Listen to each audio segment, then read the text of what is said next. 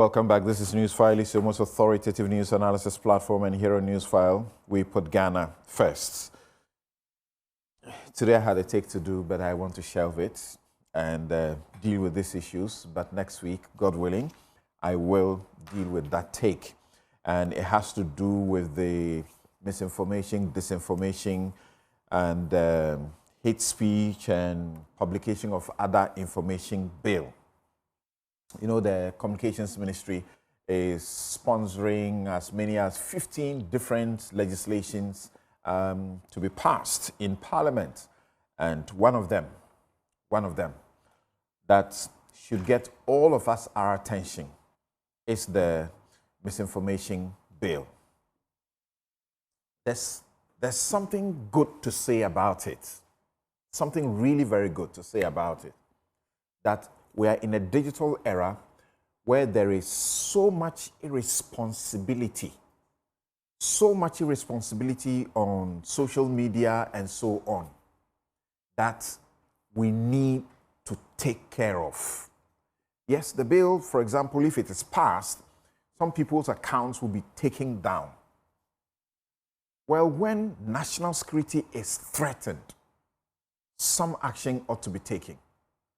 But whilst this bill, and as very typical of us, including some of my own colleagues, I've heard them speak on this bill, and I can tell after reading all of the sections, the 90 sections of the bill, that many of them have not read it. Many of them have not read it. Just ignorance being spewed out there.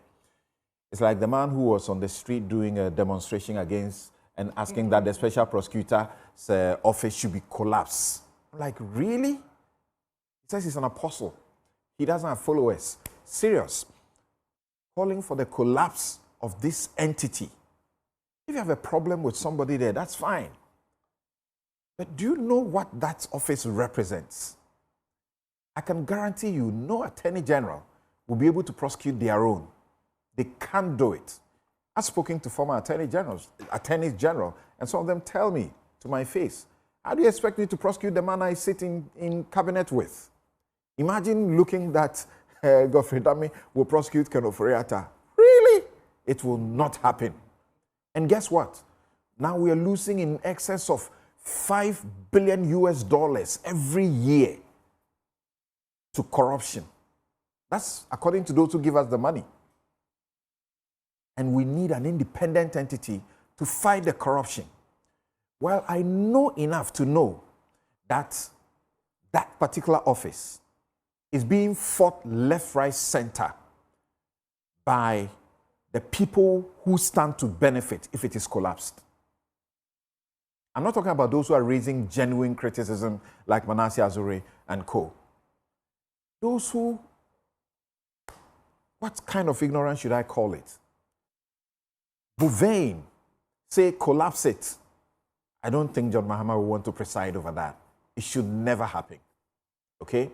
Too much false propaganda. Now, when people deal with so much falsehood and things, we need to take care of it.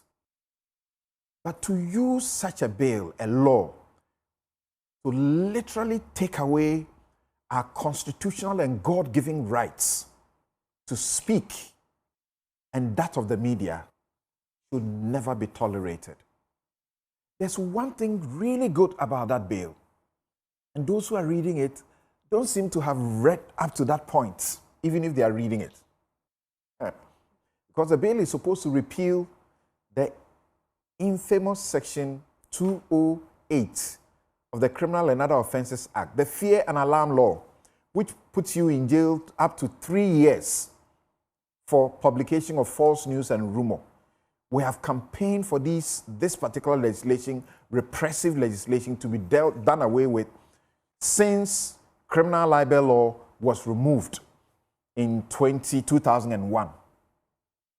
Then in 2008, the Electronic Communications Act also brought in a similar kind of legislation and even enhanced the punishment if you dealt in false information to punish you for up to 5 years in jail. This legislation is removing all of that. Have you seen it? Please take your time and read it. But you see, whilst that legislation is doing that, it's using the back door to bring back criminal libel in the most monstrous way. And it has to be resisted. So, I'll deal with my take on this subject next week. This was just to pique your interest. So, thank you very much. I'll take a break, return to introduce my guests, and then we will find out if a Muslim child should be going to Wesley Girls and have the opportunity to fast and pray. And then we will also check if at MIF, as much as 700 million Ghana cedis was lost or has been lost, and for only foreign travels in excess of 13 million 1 year, 13 million Ghana cedis has been spent, and 11 million of it without approval.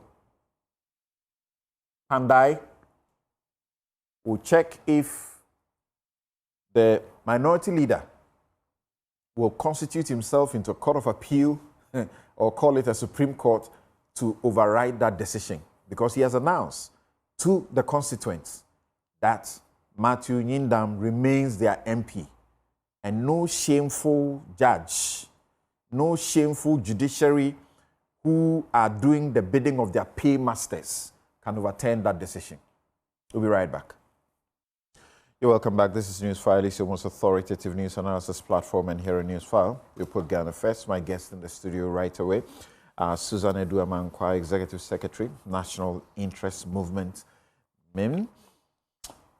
Godfred Bokwing is Professor of Finance and Economist at the University of Ghana. Andre Japamesa in the middle is lawyer and former MP for 2nd D. He was a minister in 2 different portfolios in the previous regime. Inusa Fuseni, former MP Tamale Central and foreign minister, also in 2 different portfolios in the First Mahama and Males administrations, right? Ladies and gentlemen, good morning and welcome to Newsfile. Morning. Good morning. Thank you. Great. Good morning to our cherished listeners and viewers. Right. Your cherished listeners and viewers have missed you. So I'm here, finally. Yes. He's been TV trained a lot lately. He was caught in the middle. All right, of the... so let's get to this very first and dicey issue as we understand. As you know by now, there is a suit at the Supreme Court. It's a suit that was filed last year, and the issue has now come up for attention, perhaps because the Attorney General filed its submissions in support of Wesley Girls, that they are sort of entitled to maintain their religious identity as a school. That is also the issue that those who filed the suit in the Supreme Court are unhappy about. So on the 23rd of December 2024, someone by name Shafiq Osman filed a suit against the Wesley Girls High School, their board, and also against the Attorney General. The Attorney General is a constant, what we call nominal defendant in such public interest matters. Then, on the 24th of November 2025, this month, the Attorney General files his submissions to back Wesley Girls. That is to say, to oppose what the plaintiff is asking for, which is normal of us lawyers. When the plaintiff comes, the defendant comes, and you go and oppose the defendant. We hardly go to court and say, oh, the defendant is right, so give them what they are asking for. If that is the case, then we don't go to court in the first place. So Attorney General files to say, hell no, what you are saying is wrong, we will not agree. Wesley Girls have the right to maintain their religious identity as a school, as a Christian school. Then that gets out in the public and begins to stoke the fire. The Supreme Court, on the 25th of this month, directed Wesley Girls to also file, if they want to file something to this suit. The Democracy Hub have also gone to join this suit as what we call a friend of the court, amicus curiae. And they have also been given the opportunity to file something in that regard. What is Shafiq Osman asking for? Ban on Muslim practice in the school is unconstitutional. By effect, if the Supreme Court holds in their favor, it will have a cascading effect. It means all mission schools, so-called, must comply if they are not complying. Forced Methodist worship is unlawful. And there should be the creation of a school religion guidelines to make sure things are tidier. Religious limits discriminate against Muslims. The Attorney General filed this argument and says Wesley Girls is not state-owned. It's state-supported, assisted, and that the school retains the right to religious identity. State's funding does not override their freedoms, that they too have freedoms. According to the Constitution, they have the right. So, you have seen the Catholic Bishops' Conference, the Christian Council, the Methodists have all issued statements, and they are saying that they have a right to preserve the Christian identity. Attendance to the school is voluntary. You are not forced to choose to come to that school. Unified culture ensures excellence, and that the Constitution also protects mission autonomy. But this is where we are, and we are told that if we are not careful, we are plunging this country into a certain state. Let me go to my guests now. Let me begin with Professor Bokwe. Yes, good morning. You talk a lot of finance. Let's hear how the financial implications affect our religious rights. It's good you issue this caveat for me. So good morning to our cherished listeners and my senior colleagues here. So this is a very dicey issue. Let me start off by saying that I wish we had not adopted this approach to resolve this through the law courts. Because matters of religion and the role of the state and its organs in trying to resolve conflict or something, if it is not managed carefully, it could degenerate into all kinds of things.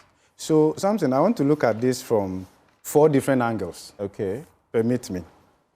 The first one is the state partnership with the mission schools and the principle of ownership.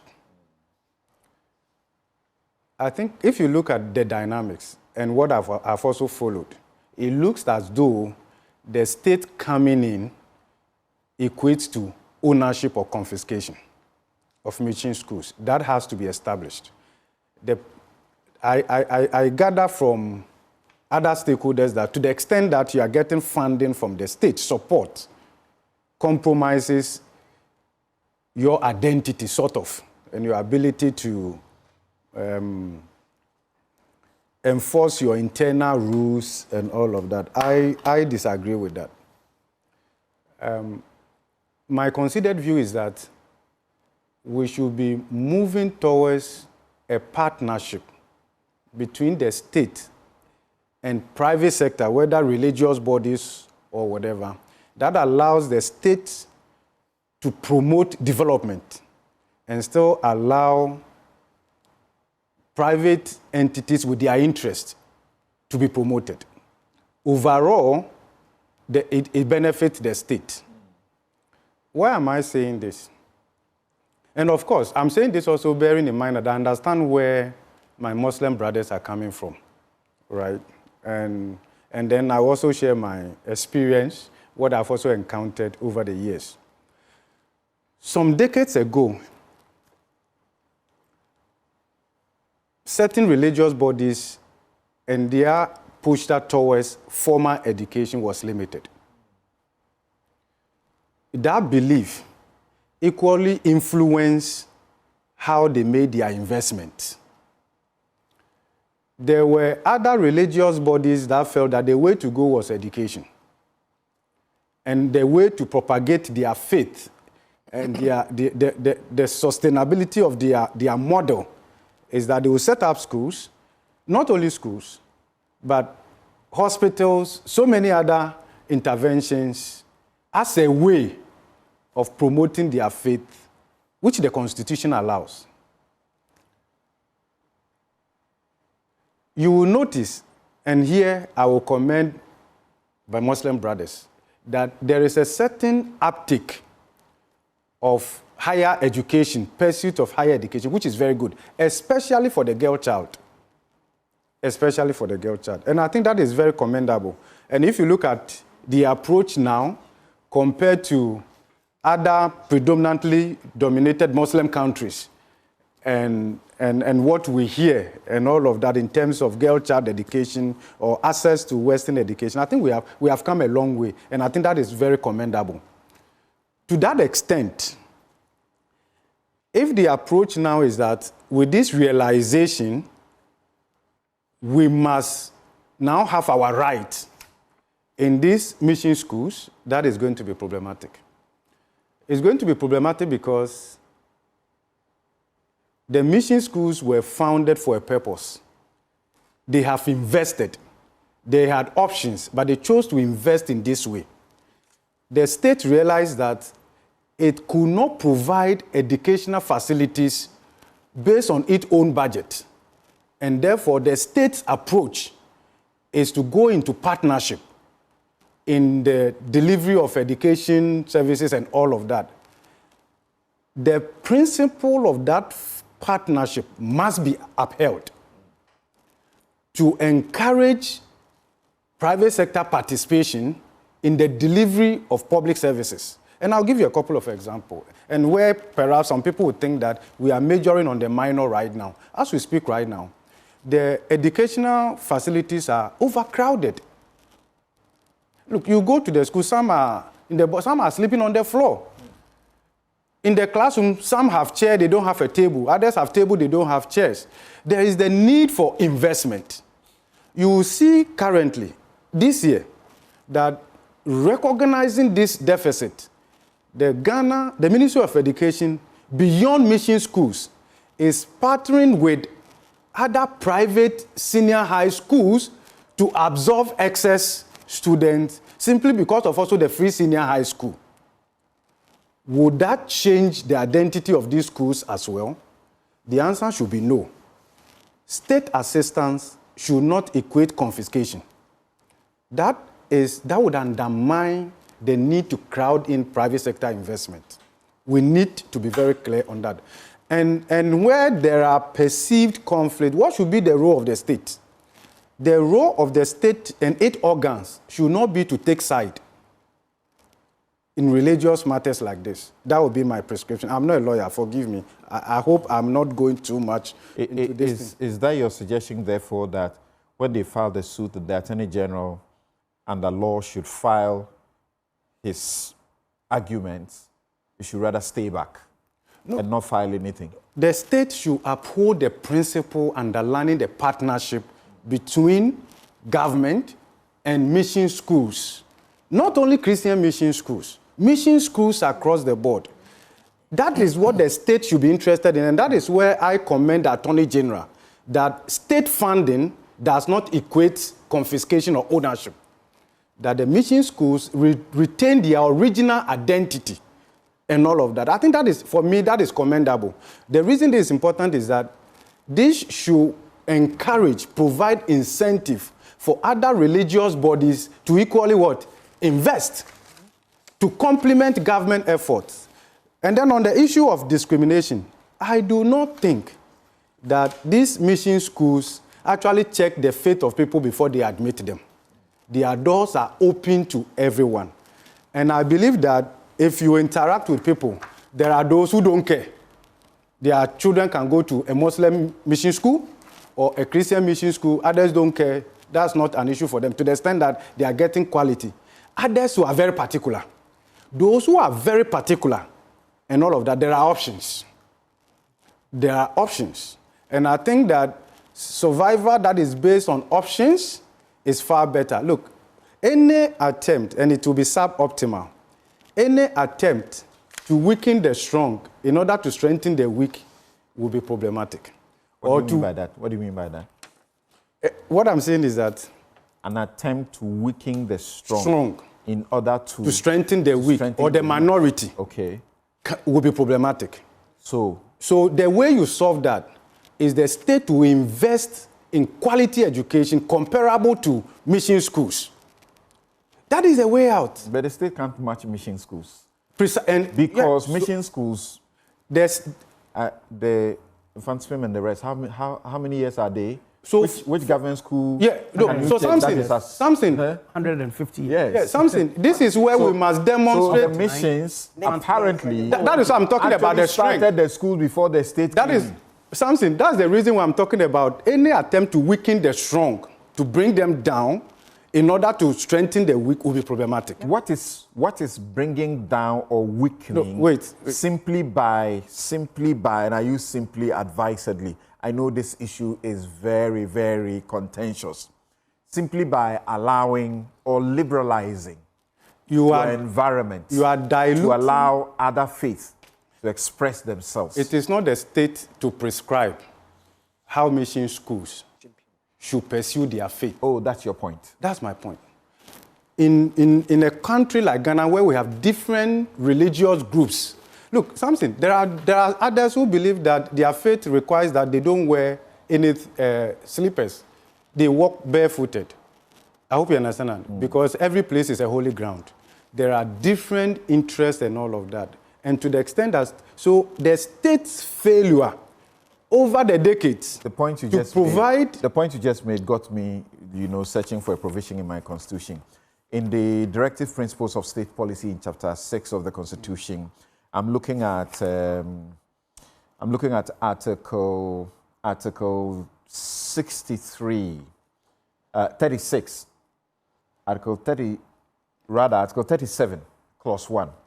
It says, the state shall endeavor to secure and protect a social order founded on the ideals and principles of freedom, equality, justice, probity, and accountability. Something, I'm not a lawyer. It doesn't actually stop there. I believe that we need to look at justice and accountability as enshrined in Chapter 5 of this Constitution. And in particular, the state shall direct its policy towards ensuring that every citizen has equality of rights, obligations, and opportunities before the law. Equality of rights, obligations, and opportunities before the law. As I indicated, I'm an economist. I understand GDP and the rest. But of course, I also have some experience in this space. Something.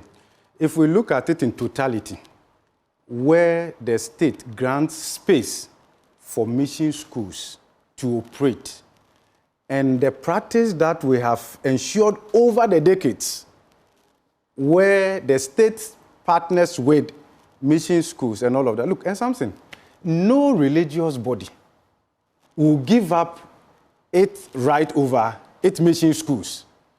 They won't. And let me tell you where the dynamics are also. If you interact, you will see that whether it is Muslim mission schools or Christian mission schools, it is very difficult for any other religion to have their right fully exercised. That is the case. And I believe that we should be moving towards the unity that recognizes this diversity. And we should be promoting the tolerance that recognizes each other's safe space to operate. And as the state provides support across the board, I think that will be more sustainable because you see something, based on my own experience, in a Muslim mission school, the Orthodox Muslims sometimes even find it a bit uncomfortable because of differences in teaching. When they attend Ahmadis mission school. Because the Ahmadis have set up schools. Because they have set up schools. Because they believe in Western education. They have set up schools. So the Orthodox originally didn't believe in this kind of education. I believe that they have realized that. Yeah. That's why I commended them. That especially for the girl child, this is a momentum shift from the way we've seen it in the time past and also other countries. And that is very good. I go to class and I see Muslim students and I'm very intelligent. Ladies, very intelligent. That is good. This late realization should not grant anyone the right to weaken mission schools for the investment they have made over the years to propagate their faith. Ejapa, I'm trying to understand where Professor Bokping is coming from. That liberalizing, so to speak, in this context, allowing Muslims to express their faith in a Christian, module, established school will weaken the strong in order to strengthen the weak. I don't get it. Let me say good morning to my co-panelists and, of course, those who have who are spending time to watch and listen to us this morning, our cherished viewers and listeners. Samson, indeed, I have a bit of a limitation in the sense that we haven't heard from Wesley Girls and seen their response to the writ that has been filed at the Supreme Court. And so it poses a little bit of a problem. We have heard from the Methodist bishops, Methodist Church. I was going to come We have heard from the Catholic bishops and the Christian Council. Yes. That exactly is the position of the Wesley Girls. The Ghana Pentecostal Council. No issues at all, but at least let them file their formal process. Then we will know, indeed, how and where the chips will fall. But this is not the first time this is coming up. Yeah, I know. Really, why is this even coming up? Has been my posture since Monday or Tuesday when this came up. So I went to a Christian school. I went to Adherence College, fully owned by the Anglican Church. There were Muslims in Adherence. There were no issues. We go to church Sunday evening together. It's compulsory. All of us attend. When Ramadan time was due, they made provision for them to fast, and they had their breakfast, lunch, supper at the same time in the evening. In fact, they made provision for them to eat even before sunrise. There are no issues. We've coexisted peacefully in our secondary school days with Muslims and Christians without any fuss. So really, what's the issue? That's why I'm saying that it will be good for us to see the defense that Wesley Girls will file. Yes, I've read the statement that was issued by the Christian Council and the bishops, Catholic Bishops Conference. I've read the statement that was issued by the Anglican province of the Church of West Africa, signed by the Archbishop. I've seen what the Catholic laity have issued, and also read the statement from the Muslim Council. Really, in my view, there's a lot of much ado about nothing, especially with my own background and experience that I had. Much ado about nothing. You can't wish the controversy away. No, I agree. And so for example, is it the case that Wesley Girls is actually preventing girls from praying when they are in school? Is it the case? That's the allegation. I haven't seen their defense. And the Christian Council statement really doesn't go to confirm that they are prevented from exercising their faith. Is it the case that during Ramadan they are prevented from fasting? Wesley Girls have to come and tell us that when you attend Wesley Girls and you elect not to eat within a certain period of the year, the school will prevent you from doing so. I'm not so sure whether that is actually what pertains on the ground. I'm sure there have been Muslims who have attended Wesley Girls in the past, Why are they not speaking? Why are they not telling us what their experience at Wesley Girls was?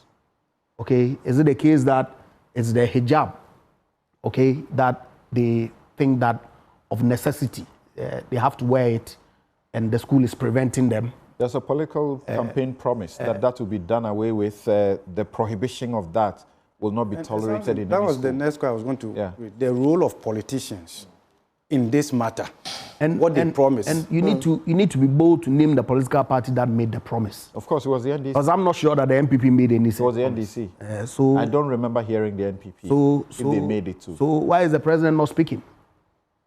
What's his own take on the brouhaha that has been generated by... The Attorney General has filed a motion which to be allowed to withdraw this argument that he has filed in the courts to present another argument. We don't know if that argument will be a fortification of the first or it will be a backtracking. So, but of course, this position, right, is inconsistent with their campaign promise that you're bringing to my attention. Completely opposite. So I suspect that they probably will be withdrawing to file another statement of case that will reflect their campaign promise.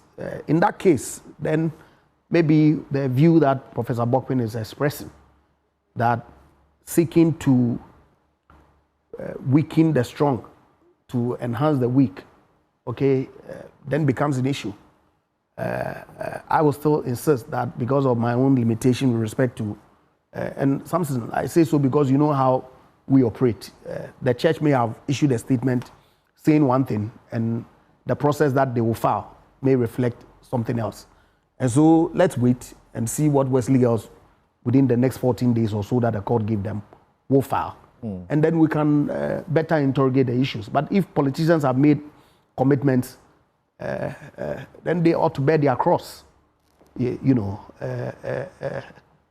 Insisting that girls should wear hijab in Wesley Girls when the school's own faith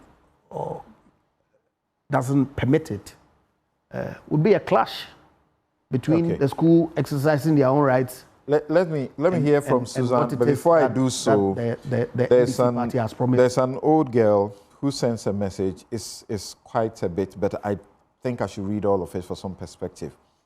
And this Abena, and she says, I'm sharing this as an old girl of Wesley Girls High School and as a Christian. This is my personal opinion. If you understand mission schools, they are like an extension of the church. Like most Catholic schools, they are attached to a church. Like Christ the King, Mary Mother of Good Counsel, Presbyterian schools, almost all are attached to churches. The word mission is linked to the evangelization call for Christians. Christianity is an exclusive religion. Unlike New Age, for instance, that permits Islam. That permits multiple deities or gods. Christianity preaches one God. Can you imagine in the church building having the presence of another God manifest?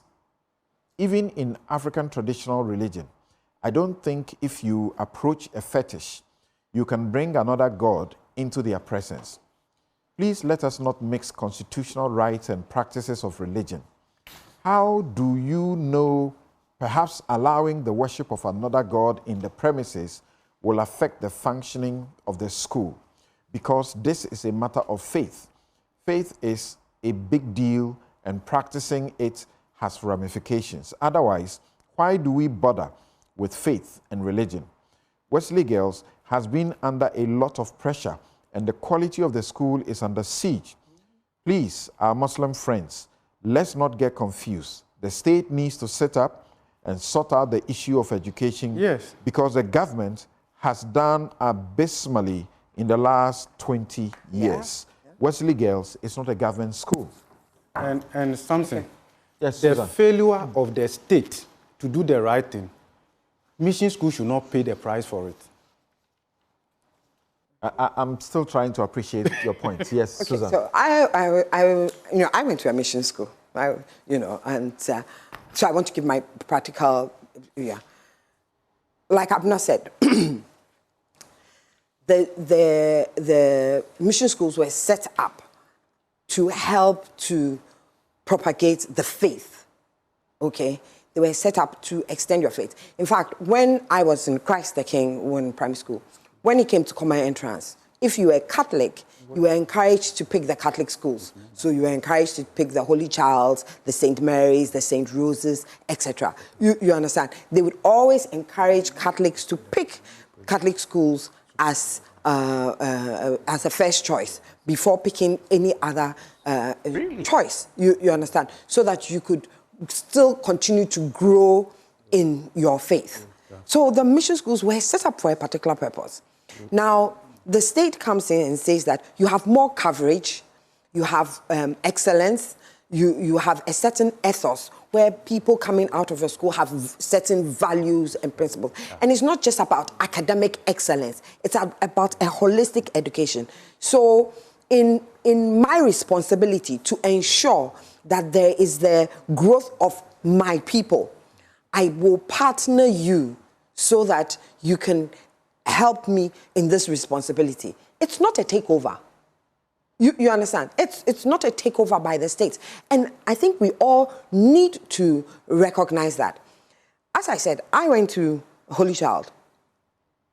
If you were a non-Catholic, you were entitled to pray. The Protestants, they could use the assembly hall to have the same. They could even use the Catholic chapel after we had this up. If you were a Muslim, you could find a quiet room. There were quiet rooms. There was a music room or something, or you could pray by your bed. Nobody was going to interfere with that.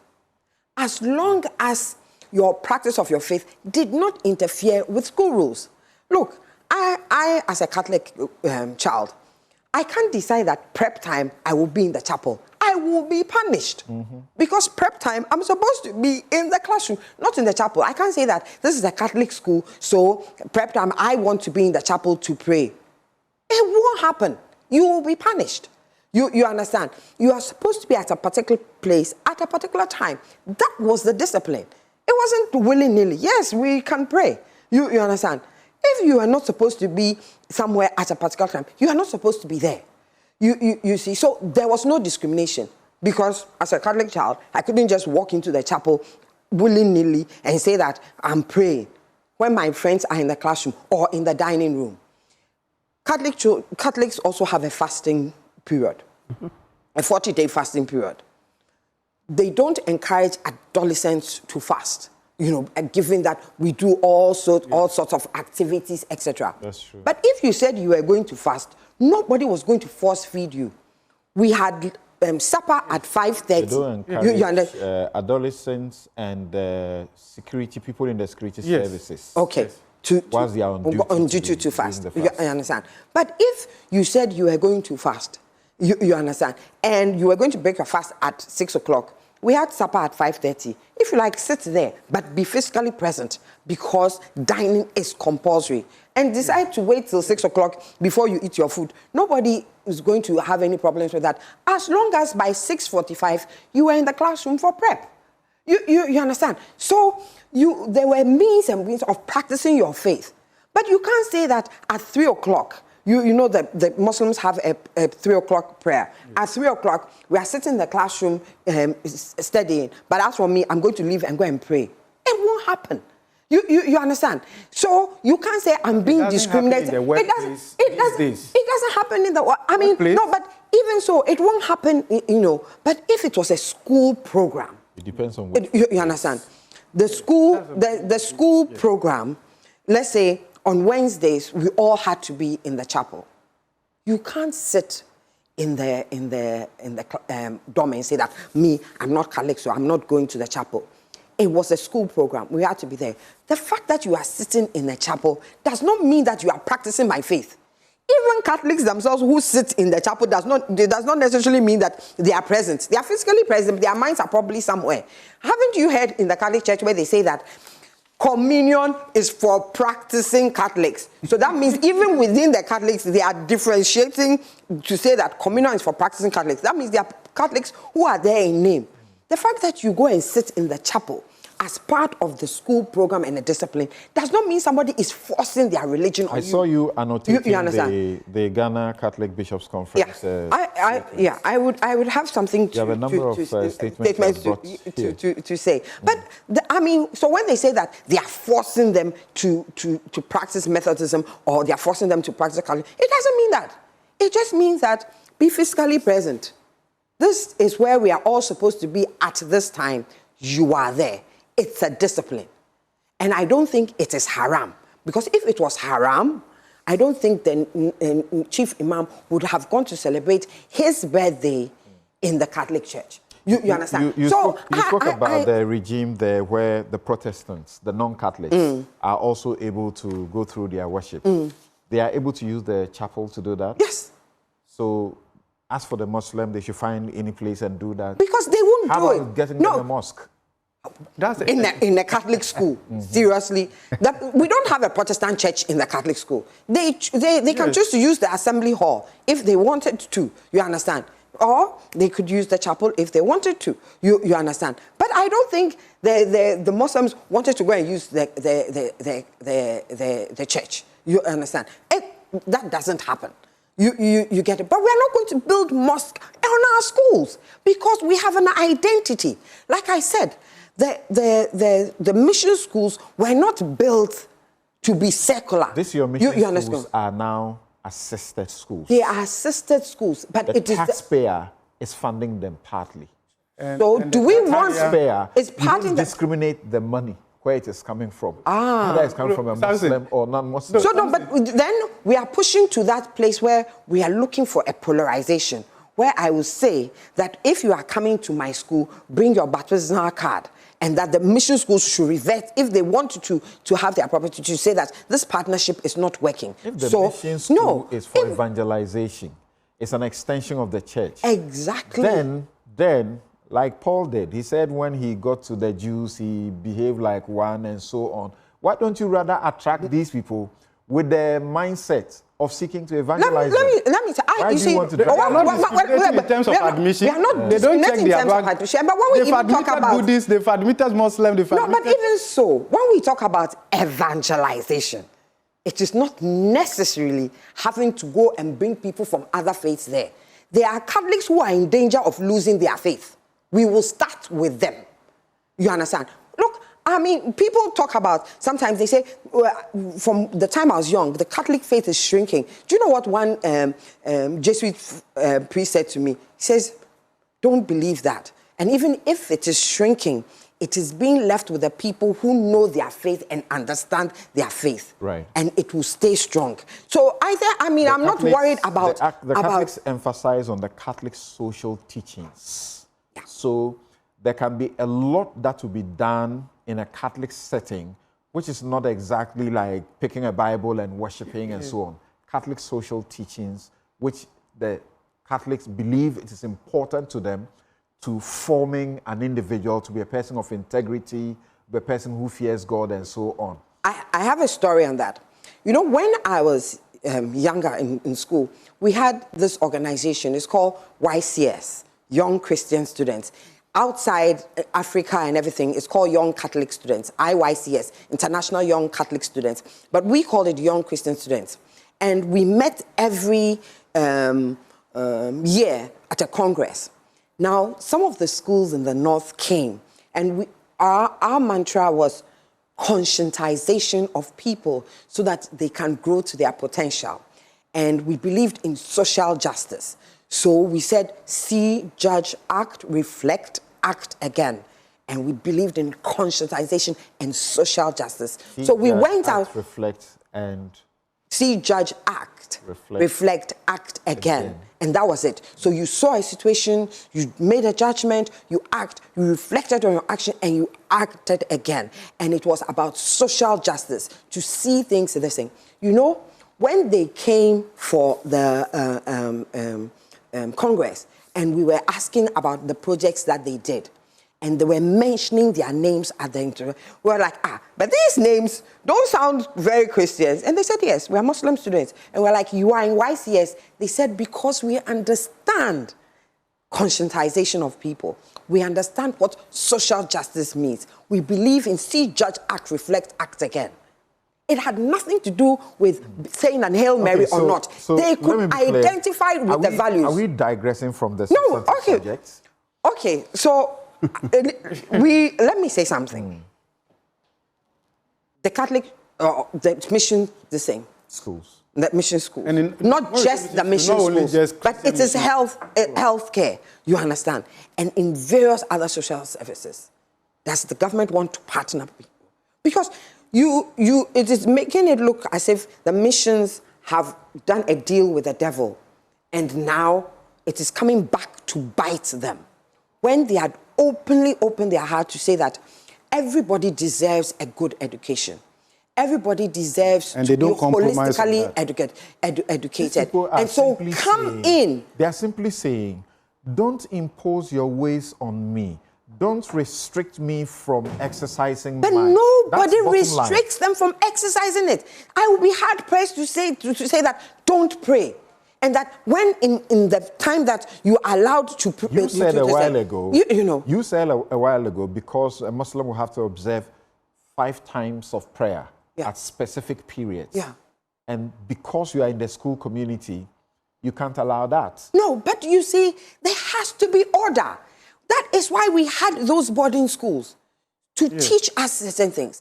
Boarding schools were not for just parents to go throw us there, but for us to have a certain outlook in life. One, in boarding schools, we learned to live together, different tribes. I mean, in Holy Child, there were some people that, it was only after in Holy Child that I realized that they were probably Gans or others, especially if you had a name like Mensa.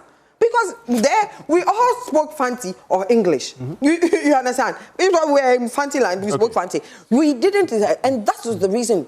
And another thing was to also socialize people. You understand? We went there at 10, 11, 12 years. These days, they are going at 16. They're already socialized already. Remember, Yunus Afuseni is one of our guests on the show. And once I am done talking to Yunus Afuseni, I will bring on someone else who will take us to the 1987 Education Ordinance.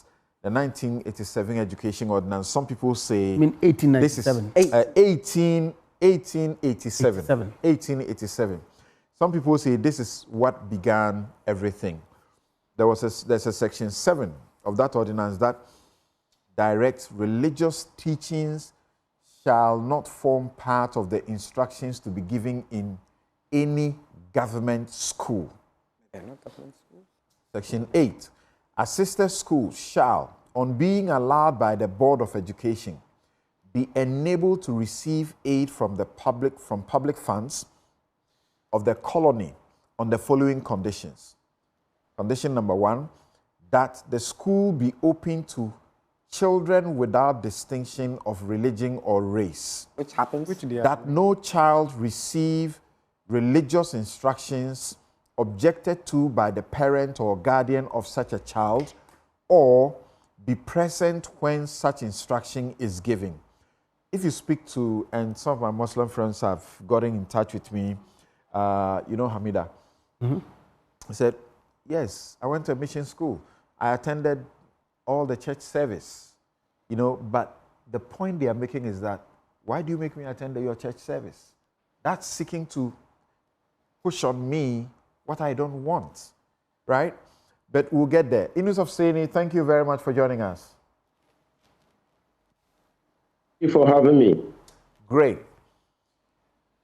What's the haram about the Attorney General's, arguments before the court, which we now understand he intends to withdraw and replace? We don't know if the replacement is going to change what he has done now, which he simply says their sister schools are not government-owned. They are mission schools. They should be allowed to maintain their religious identity. Yeah, so I think that basically, let me try to correct some distortions that some of our panelists have spoken about. First of all, it was not a matter of choice that some schools decided to invest, or some religions decided to invest in education and others did not. It was not a matter of choice.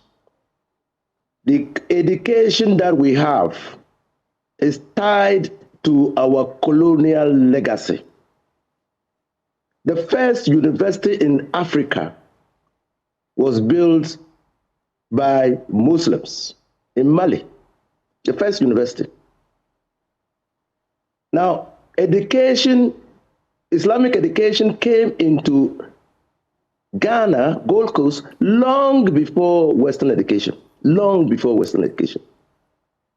And so it is not by choice, it's by arrangement, it's by the historical arrangement of our colonization, where some kind of knowledge is not recognized within our setup, our state.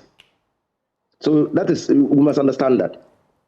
And the Muslims did not delay in educating their children, no. They only educated their children on the Quran and the Hadith. That is not required for a secular country like ours. That's what we must understand. Two, this problem that we are faced with, sometimes I sit down and ask myself, like Mesa said, what is it about? What are we talking about? I come from a family that has Christians and Muslims. Maybe. We've never had difficulty in relating to each other. Never. And like Susan, I attended, or is it Sandra? I attended a Catholic school. I was a member of the CYO, Catholic Youth Organization. There you go. Yes. Yes. There you go. And so I simply do not see what we are talking about. Thirdly, honest. the mission schools, just like has been said on the platform, were set up on an evangelization mission. Precisely. And so But that mandate they itself has will changed. maintain their character and identity in as long as they remain mission schools. Some of them have loosened the control over those schools. So you can find mission schools or schools built by missionaries, which today have mosques and Muslims practicing freely on their various campuses. You can have them. You can find them. In Ghana, all over the place, you can find them. So let's understand one thing. I went to school from P1 up to secondary school from 5, even up to training college, reciting the Lord's Prayer and singing Christian hymns. This is the beauty of it. So that, has that changed me into a Christian? Yes. Professor Bokwin says what you just said is the beauty of it, but did you do that willingly? Did your parents approve of it? What is the argument now? Why are we in court? So you see, Samson, I don't know which primary school whether you attended public school, a public school.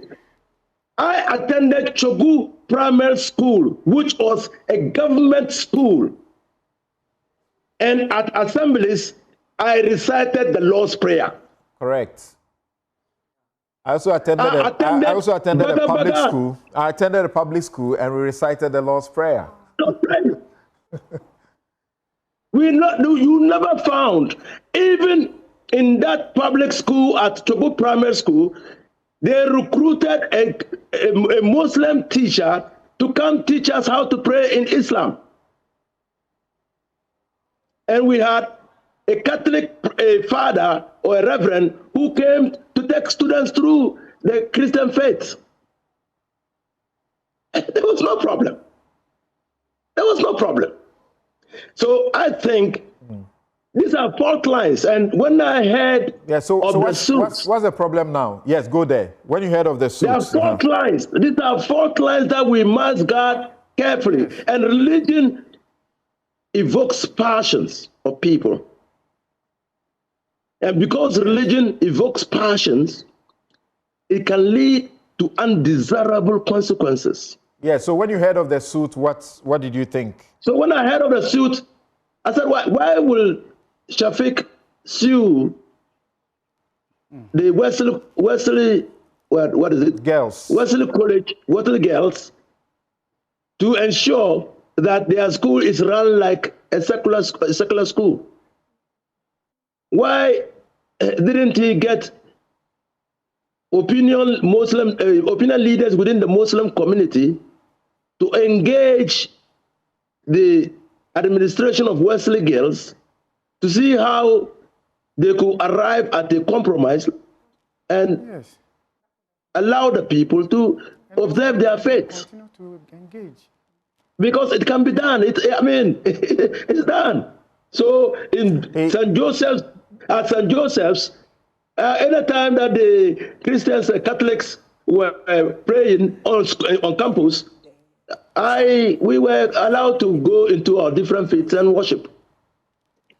But only that on 4th November, I will attend the All Saints' Day, whether I like it or not, at the Catholic Church. Yes.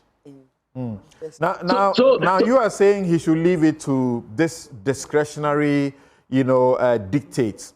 But perhaps his feeling is that this matter has come up over and again, and there has not been this, a resolution that is permanent. So let's get the Supreme Court to hold on it so that we all know where we belong.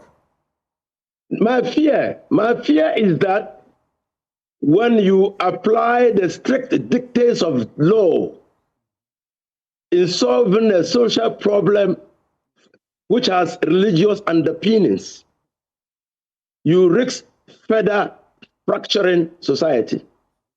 That's my fear. Okay. And so there ought to be a way that you can engender social engineering, like a social cohesion of this country, like what you read in Article 37 of the Constitution, to ensure that the balance is held, even if loosely, between the various faiths. But to send it to court for the court to determine whichever way is going to have repercussions. Okay. Thank you very much. Hold on there. Let me go to the Interior Minister, Muntaka Mubarak. We have been here before when, Muslim clerics, I remember Sheikh Aremiyao and the rest of them come together and go to a particular school and say, you cannot be doing this. Muslim ladies are in the hospitals, nurses, they cannot, dress the way they have to.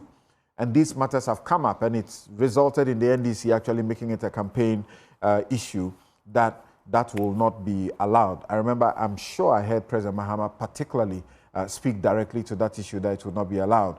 Now, Muntaka, what do you think? A good friend of mine, Isankuma, has always said, we live in a country where sometimes we think taking your matter to the courts is the way to resolve it. And the courtroom, you may, if it's in the High Court, you have one judge. So you want one judge's opinion to affect everybody else, no matter how that opinion is incorrect. Okay, the judges, they don't know everything. They have learned law. They don't know finance. Some of them don't know finance like you and so on. You go to the Supreme Court and you want to subject a very important issue to just five people's views. Yeah. And potentially, you may have only 3 who will win. Mm-hmm. So the views of only those 3 becomes what governs all of us. Yes, Muntaka.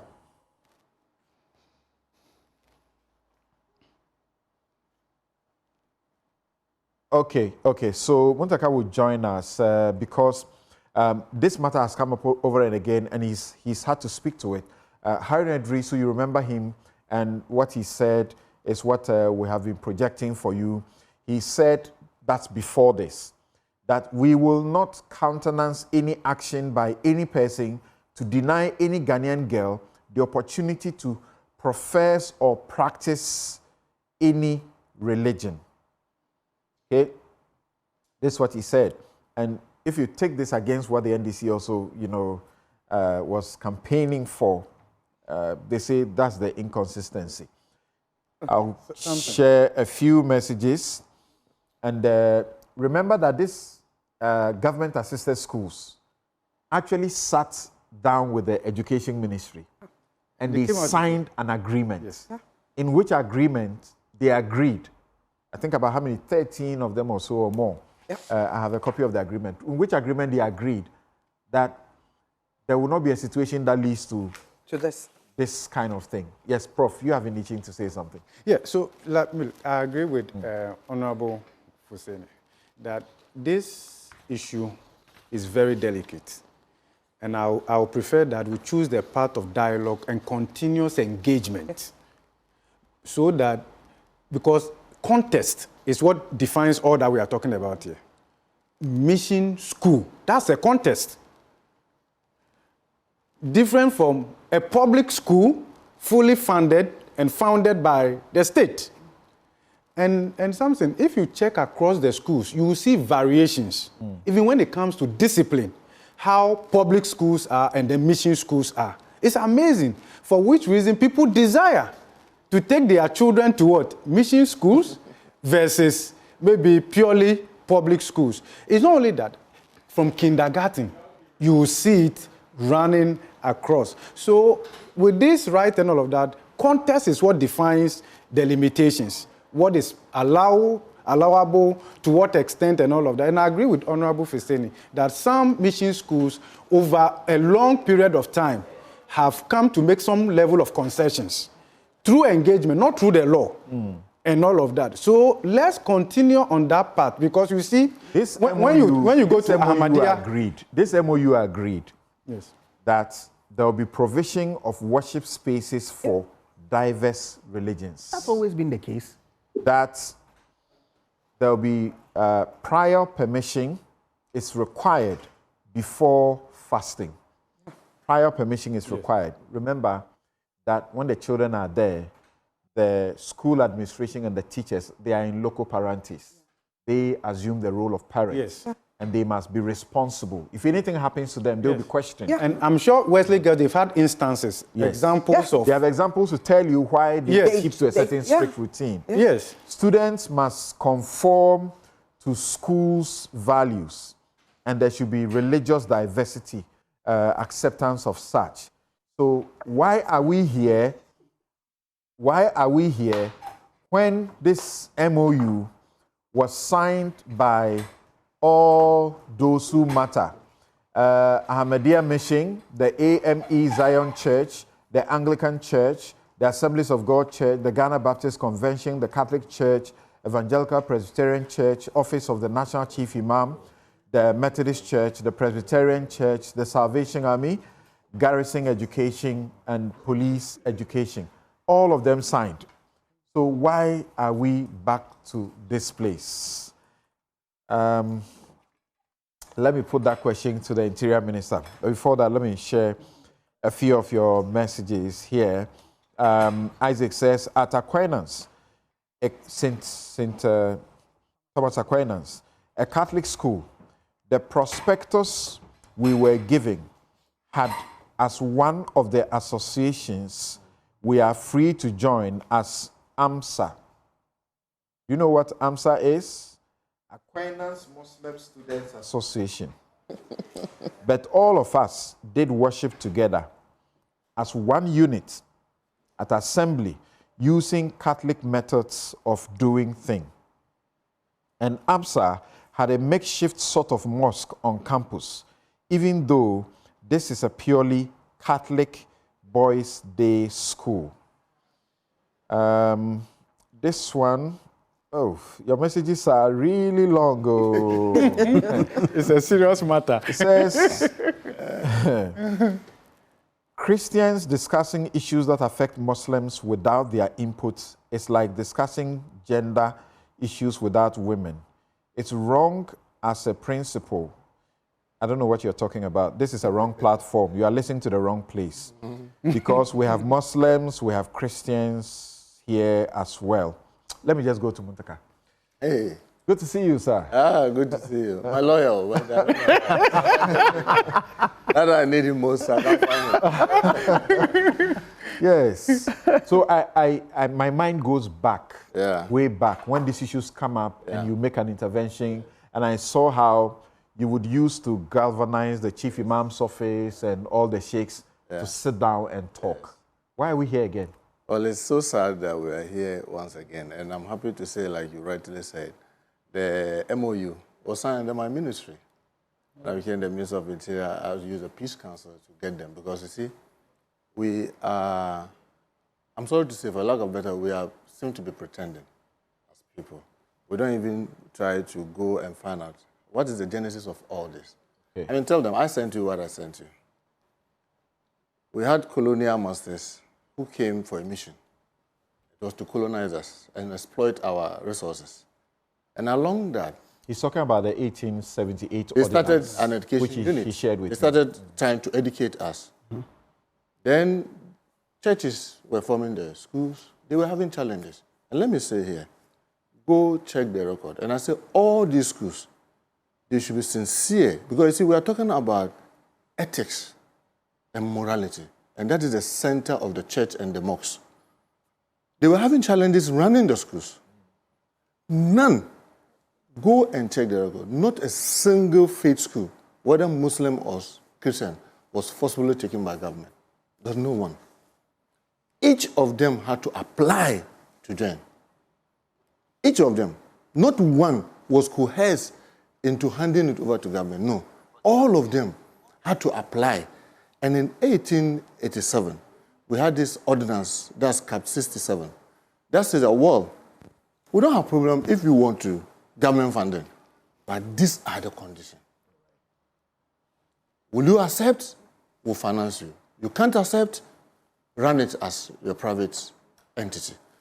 And each of them that you see today that are so huge, accepted.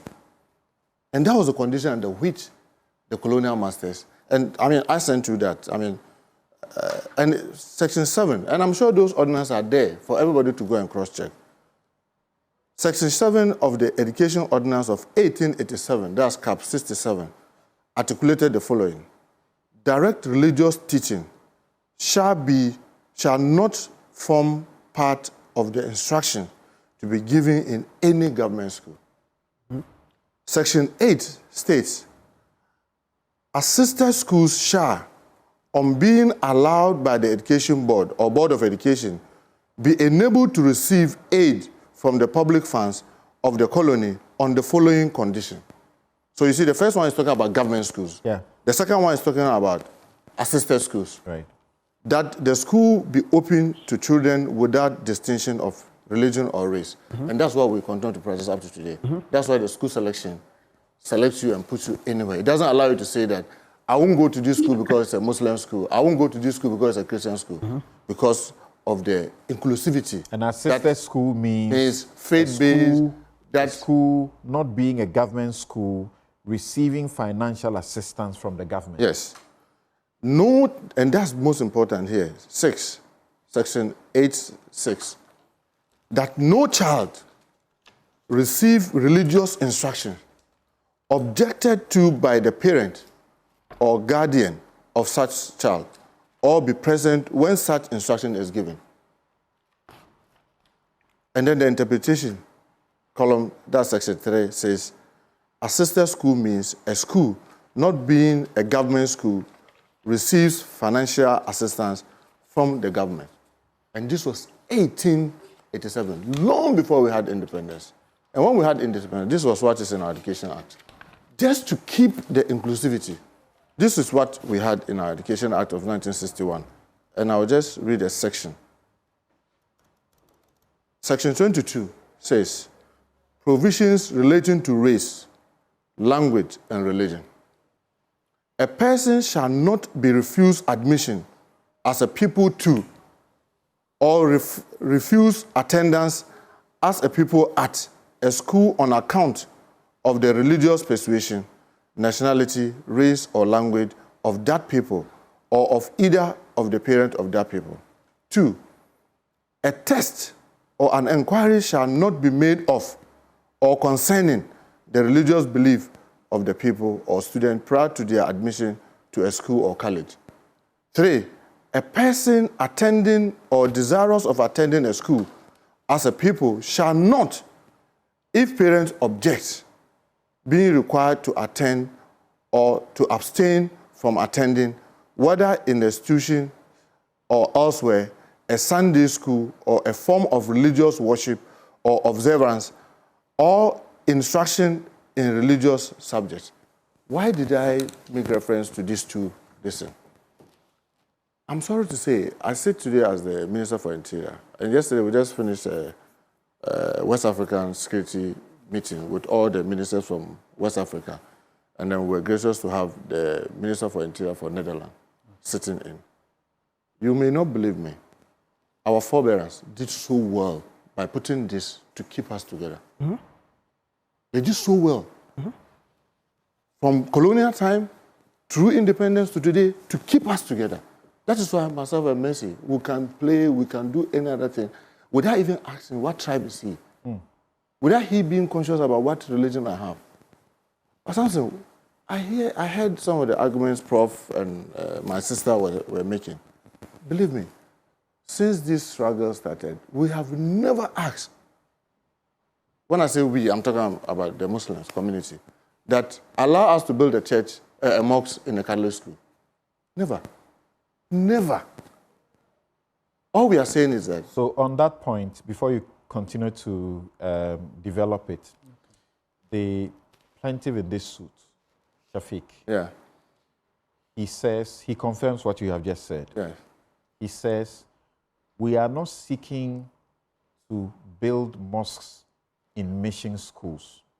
All we are asking for is to be allowed to pray and fast. Simple. So I asked him the question, in Wesley Girls, do they prohibit prayer by Muslims? And he says, yes, I'm told. And something, Yes, let me say this. And I sit here, with the greatest of respect and with all my integrity. Wesley Girls asks girls to spy even the Muslim girls to make sure they don't pray. Yes. I'm told they hide. They hide to pray. They have to hide to pray. Look, we are playing with something that, I'm sorry to say, can degenerate our society. Do they but my worry is the this. Friday prayers? No. Like people no. who go to church on a Sunday? No. Is there a daily prayer? Yes, the daily prayer. In the case of Muslims, women alone do not even do Friday prayers. It's not even mandatory for a female to be there. That's why you see when you go to most of our Friday prayers, many of them you don't even see them in large numbers. You see the elderly because it's not mandatory, it's for the male. I get it. And even in the case of the male student, let's say, for lack of better word, let's say Presbyterian Boys Secondary School. My second born attended Presbyterian Secondary School. They only have a place where they worship. It's not a mosque, but they give them a space where they can worship. In Achimota, they're giving them a place where they can worship. But they adhere to all the schools. And people say that, oh, you can't get up and go and pray at 1 and get up and go and pray at 3. That's not what they are seeking for. During break time, the prayer takes sometimes 5 minutes. Don't criminalize it, because they are criminalizing it on those campuses. But let me say this, Samson. I can tell you, majority of the Christian schools are very accommodating. Believe me, if you ask me to rank them from, say, 1 to 100, I can say with authority that over 80% of the Christian faith-based schools are very accommodating. Now, since this struggle started, do you know what we are beginning to see as ministers, or as the Minister for Interior? Some of the Muslim schools are beginning to also do. I said, no. What you complained that was wrong somewhere, we will not allow you to also do it here. Because one, others are beginning to say that, look, you come here, this Ahmadiyya Muslim, I'm just saying that because I don't want to mention a specific school. This is a Muslim school, so you have to perform ablution and you have to be in the mosque. Fasting is one of the 5 pillars of Islam. and it's mandatory for every Muslim who is healthy. So during Ramadan, we won't cook. We won't provide lunch. We only provide the dawn prayer. If you want, you can keep your dawn prayer food as a Christian and eat it in the afternoon. That is intolerance. Whether it's coming from the Muslim faith school or Christian faith school, we are saying that less accommodation. And then you see that's what do you call it, we did, the Memorandum Sunday. We took our time. And I must admit, it was started by the previous government. And when I came, I said, look, this is a very good thing that we need to finish the race.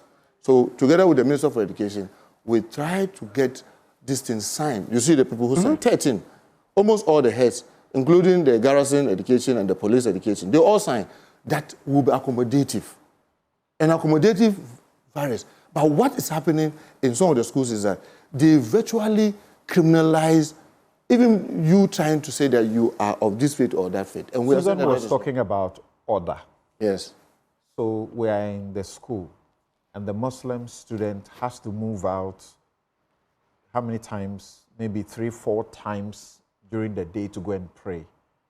The school management may think that is not good for their education. It's an interruption. And it may not also help to properly monitor them. What do you say? And I said that, look, anybody who tries to do that is an act of indiscipline because that's not how it's done. The dawn prayer is done, I mean, depending on the time, currently it's around 4:50, just before 5 o'clock. How does that disrupt school activity? The Zuhur, that's the first afternoon prayer, currently is around 12 to about 1 o'clock. And then the second one is around 3. You can put them, that's one of the beauty about our you can put them together during break and have both the 1 and the 3 done during break. And maximum, it won't take you 10 minutes. The fourth one is done currently around 6 o'clock.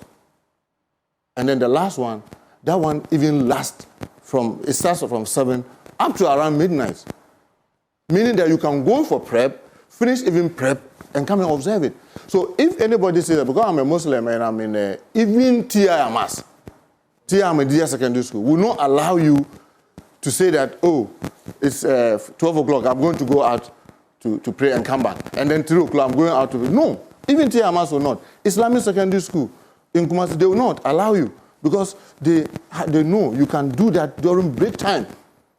But the problem we are having is that when people criminalize it and say that this is a Christian, so we don't want to see you worshiping any other thing apart from what we believe. We are saying that you are imposing your faith on this innocent. And look, and I repeat, with the greatest respect, that you said over 80% of the faith-based Christian faith-based very they observe this. And they observe it. But the only challenge we have is it really about we won't allow you to express your worship or manifest your religion, or it's about this time won't allow you to make this movement? It is complete. For those who are, like Wesley Girls, and I keep repeating because we've been engaging for the past 5 years. Ask everybody. I had to go and meet the most reverend with a team of parliamentarians. And we made the case that, look, you remember all that? We've been engaging and saying that, look, can we be accommodative? Because it is, I'm sorry, I'm speaking now as a member of parliament. And I'm telling what we did. And it's like, you can't impose your will on us. But we are not imposing our will on you. We are saying that this is a country that all of us, belongs to all of us. And we all have to be accommodative to accommodate each other. But let me say this, very, very important. You don't have no idea what's going on in a sub-region. And I can bet you, many of them have their roots in the way they created silos in their communities. I don't want to mention specific countries. As we speak, as the Minister Supervising National Security, I'm telling you that some of our neighbors have up to 1.3 million internally displaced people because of this kind of misunderstanding. 1.7 million displaced internally. Some of them have run to us. You see them on our streets. We are trying to get them back into their country. And the challenge is that... Do you think that getting 5 judges in the Supreme Court, or at most 3, to make orders will be the best way to go? Frankly speaking, if I had my way, I would have said that let's continue engaging. Because believe me, 5 years ago when we started this, and now, You can see other there's a mission schools are- huge Yes. improvement. So let's continue. For me, that trend, I mean, liberty. I mean, remember when apartheid was in South Africa, it was seen as legitimate, even though everybody saw it as inhumane. But gradually, people were able to get out of it. Slavery was legitimate until people came. I mean, colonization was legitimate. But gradually, I believe that God will be able to overcome. Yes, we have some that are very recalcitrant.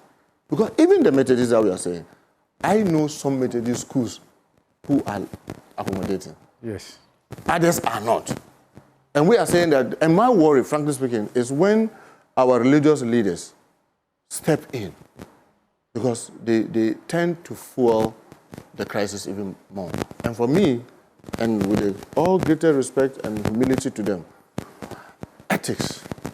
ethical leadership is so important. Briefly, And one of let's your try to campaign move away promises was to ensure that we don't have people being restricted in wearing their hijab in their workplaces and so on. How far with that? Yeah, we are on, and His Excellency John Dramani Mahama is very emphatic. His belief is that we must create all-inclusive society.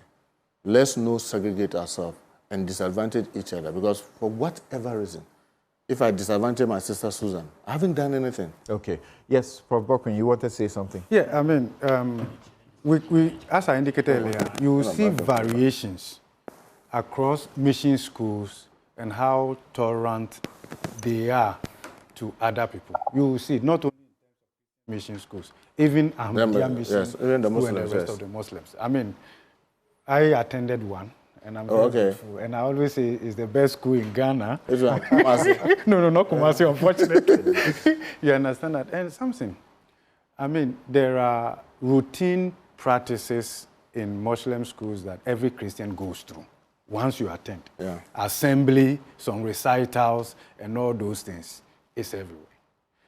Okay. Just like the Muslim students are Also, expected yes, to do. so in Christian, that's what I'm saying, that the way to go is to promote the tolerance that recognizes each other's space to some extent. Yeah. Because when you engage Ahmadiyya mission schools, they don't want to give up totally in terms of allowing everybody and anybody at all. No. We have engaged and all of that, even old students, and we have come to realize, especially the old students, that's what they've done. Yes, we have come to realize that, look, the unity in the midst of diversity that recognizes each other's space and that tolerance will be more sustainable than using the law to solve this. And I agree with what you said. That in fact, when I saw this, I said, look, let's be very careful we don't run into the situation where we are going to legislate love, right? That probably may be observed more in breach than in compliance. I think we have come a long way in this dialogue and the rest. And as you indicated, there are some Catholic mission schools where they make provision. Yes. There are and all of that. So with time, and if you look at the MOU, if you read the MOU totally, you can see that all of them agree the dynamics and the difficulty. I hope you understand that, in accommodating. So there's some kind of progressivity that I see in this if a MOU. school like Wesley Girls is not comply with the MOU, what should be the approach? Well, this is what... Look at this. Professor, let me just suggest this. I sincerely believe that the current Education Act, I think 773 or something, we need to relook at it. Because the provision in the Education Act of 1961 is much clearer for me. It takes ambiguity. It tells you that, no, you cannot do like the coercion, the denial, you cannot do. But the general rule is there. We need to be able to look at that. Ghana Education Service, I've been engaging the education minister. Because you see, sometimes some of the things that happen, we are watched internationally. Some of the things that happen on those school campuses, I tell you, are criminal. And I keep telling the Ghana education, you need to be able to create a portal where students, whether Muslims or Christians, wherever they find themselves, Buddhists, can launch a complaint. And when they launch a complaint, let's segregate this is a school environment, and deal with the criminal aspect as criminal. So if Muntaka goes to beat somebody because he has asked him to go to a church service and he hasn't gone, that is assault. So we deal with it as such. And Muntaka will be dealt with not the Catholic school, because the moment we draw the religion in, we tend to mix it up. Let's deal with the individuals who are recalcitrant, so that we'll be able to know that, look, we have a law like this one that all of them have agreed to, we have to implement. If someone decides that I will not want to implement it, why you are simply trying to do that? You are trying to create chaos in the environment. Because if you read this very well, and believe me, all of them have extreme ends. This one drew them to the middle. So there's some gain, some loss. So we need to be able to encourage them. Thank you. And let me just say this lastly. Maybe I know because you may move away from this. Samson, can I come in? Can I come in? Just very lastly. Okay, hold on for Muntaka. Just 30 seconds. Yeah. Currently, and with a greater respect, let me say this emphatically. None of the faith-based schools can run without government subvention. So they should stop saying that, you just come with aid. No. The moment you withdraw the teachers, even leave the infrastructure for them, they can't run. All of them will collapse. Maybe. But we have known that for a period now. Some of them have been asking that. No, what they are asking for. What they are asking for is that they want the teachers to be paid by state, but let them run. No. We're saying that if government is going to withdraw something, I decided we want to run our school. I think that but you see, can I say that we will charge our fees? Because look, we will charge our fees to run our schools. We will shrink the schools down. We will not have 1,800 people who can't find anywhere to sleep. You understand? You will probably have 600. School that is currently struggling, because when you do that, you pay tax, you pay all the other things. I get it. But all those things will shrink the all of us are better off. We are not necessarily. The state must be neutral. I think that let me say this from this thing. It's an interesting argument, because I know, for example, that most of the private universities also faith-based are actually crying that the state should come to their help. No, look, Samson, that's different. When you speak, I have studied the model. Yes. Look, I have studied the model. That's different. Look, when it pre-tertiary and the dynamics is different from tertiary. Tertiary, there are high-quality competing public schools. Public schools. So that's why I say that it's the failure of the state to provide alternative quality schools. I hope you understand that. That would accommodate everybody else. Look, I went to. Can I say something? Kpandai King had an anniversary 10 years ago, their 60th anniversary, and I looked at at that time, and even still, the creme de la creme of society and banking, in finance, in engineer. They went to Christ the King. When we invited them to come for a program, 3/4 of them didn't have their children there. And we asked them why they didn't have their children there. They said, you have diluted it with the public system, and that my children will not get the kind of education I got here. So they would rather take their children to the expensive schools where they are paying $1 equivalent to any school outside. Do you understand? I get that. When we revert the schools back to the missions, what will happen is that the schools will shrink, become extremely exclusive. Maybe it will only be the bourgeois who will be able to afford to go there, and we become a society where we are how would I put it? Emphasizing the gap between the rich and the poor. I think that the missions, really one of the things that the missions also wanted to do was to be able to give education to all spheres of people in all the same. If we force them to say that, give us back our schools, we will do that. Because look, you go to America, you go to whatever, people are struggling to get into these mission schools whose fees are way above any other private schools. Let me go to yes, they do that. So I think that we should not get to that now for his brief concluding comment. And thank you for the perspectives that you brought earlier on, because I've got many people who are very happy about where you came from with your views. For someone like me who is coming from the Upper East region, I appreciate that, but for the Catholic Church, I don't know how many of our people there would have received education and also be able to contribute to society the way we have done. If you see, for example, that in the Upper West region, you have a lot of doctors, lawyers, the best of them. All is because of the Catholic Church presence in the Upper West region. In the Upper East region, you can say the same. You go to Tamale and the rest of them.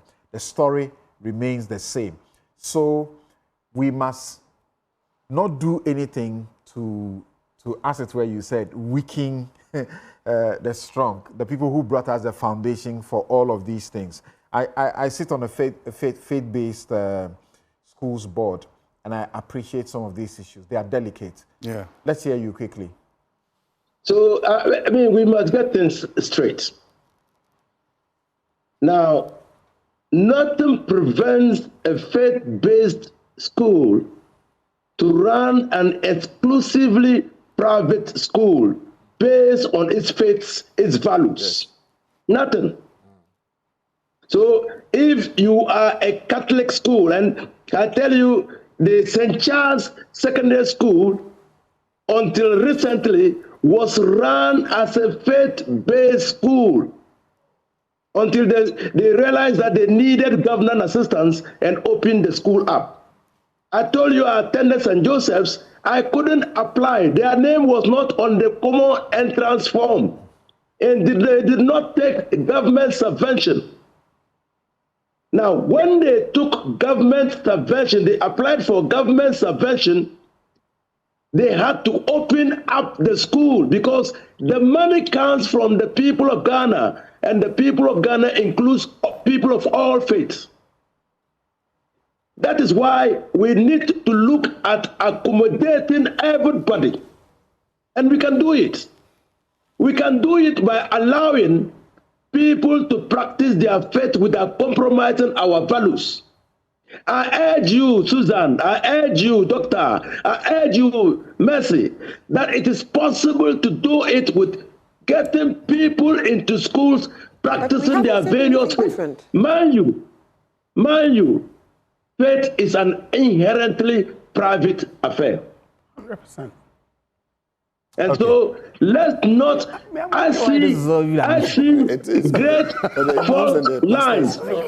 I see great false lines. But the pastors and then when we escalate, when we escalate the false lines, we divide our country. And when we divide our country, we might regret it. I mean, we might regret our actions. And that is why I urge compromise. Right. I urge tolerance. Okay. I urge accommodation. And so that we can build ourselves out. What do you say about seeking through, judicial decision, which can go either way, and which can get to where you say it worsens it, or rather the other way? I said it, in my opinion, first remark, I said it, I don't believe that the court is the best avenue to seek a redress of this issue. I said it. So what do we do to the suit? We withdraw the suit for settlement. We withdraw the suit for settlement. You think that's what the Attorney General should pursue? I think that's what Attorney General should pursue. I think that is what everybody should pursue. I think that let's get compromises done and get everybody respected as an individual. Look at history. Look at what colonization did to the Inuit in Canada. Because the Inuit and indigenous people in France, look at what it did to them. They thought that they were not fit enough to even raise their own children. They took their children away from them. Okay. And gave to families. Thank you. Let's identify and respect the dignity of everybody. All right. Professor Ken Tefwa, who has just been crowned Ghana's most influential corporate leader of the decade. He is a human rights person. He used to be with the Shraj. He's done quite a bit of work there. He has written an article, and among others, I read a few points he makes. He says, a school, no matter its founding heritage, is not entitled to disregard or violate any element of fundamental human rights. Wesley Girls High School is not a private school, despite its Methodist founding heritage and its celebrated excellence. Wesley Girls High School is a publicly funded school. It is not how a school was funded, but how it is, how a school was founded, but how it is funded. Funded. Any person or class of persons of whatever religious faith is entitled to set up a private doctrinal religious school subject to compliance with the applicable laws of Ghana. A private doctrinal religious school is at liberty to exclude persons who do not subscribe or adhere to its religious practices, principles, and or tenets. A private doctrinal religious institution from crèche to college cannot be partly or wholly funded by the public purse. So that's the point he's making. Once you want to accept the state's, support in funding, then you must also, as it were, allow for the constitutional dictates as far as human rights are concerned to prevail. As argued by Professor Kweku Azar also, I've seen his message also here. Dr. Nyahunyaho Tamaklo, Togbi Dr. Nyahunyaho Tamaklo says, let me make this absolutely clear. Long before independence, even during the strict colonial period, this country lived with and tolerated religious diversity. We shared the same communities, the same markets, the same festivals. And after independence, Ghana continued on that path. We were raised as a secular state, and that secular foundation must remain firm. No one should think they can use religion to destabilize this nation. It will not work. In Ghana, Christians marry Muslims, and Muslims marry Christians. We celebrate each other's festivals. Actually, other places where you think it's a Muslim country, when you go, it's beautiful. Right here in Africa, the space they make for Christians. Christians join Eid celebrations, and Muslims join Christmas gatherings. In many homes across this country, you will find a Christian mother and a Muslim father raising their children together in peace. That is who we are. Our national institutions also reflect this inclusiveness. At state functions, you will see Christian clergy praying alongside Muslim clerics. During national crisis, the Christian Council, the Catholic Bishops' Conference, the Office of the Chief Imam, and traditional leaders sit at the same table to guide the nation. Even our armed forces and security services have provided spaces for both Christian and Muslim worship for decades. Government must therefore act decisively and immediately to nip in the bud any dangerous canker trying to raise its ugly head. We cannot allow extremism of any form to threaten the harmony generations before us preserved with wisdom and sacrifice. And let me remind everyone, when the National Chief Imam celebrated his 100th birthday inside Christ the King Catholic Church, it spoke volumes. It showed the true spirit of Ghana: respect, tolerance, inclusion, and unity. Those of us who call ourselves Christians must understand the significance of that gesture. This is the Ghana we must protect. Thanks for that. Papako says that Notre Dame Seminary, it was strictly Catholic. You came through a parish and had to, after common entrance, write another exam and interview before you were selected. I went through the Sacred Heart Parish, Bogatanga, where my mate, Father John Kantogi, is now the diocesan priest. Mass and everything else in the school, including pork in the dining hall on Sundays, were exclusively Catholic. But here is the catch. Then, we were exclusively run by the Catholic Church, with 80% of the teachers being foreign priests. Only a few were Ghanaians, including Emmanuel Bombande, who was my housemaster in Label House. But once government funding comes in, the exclusivity will be lost and diluted. This one says, kindly flip the coin and ask if the Muslim schools allow Christians to practice their faith. Thank you. Okay, I'm sure you sent this before Muntaka spoke.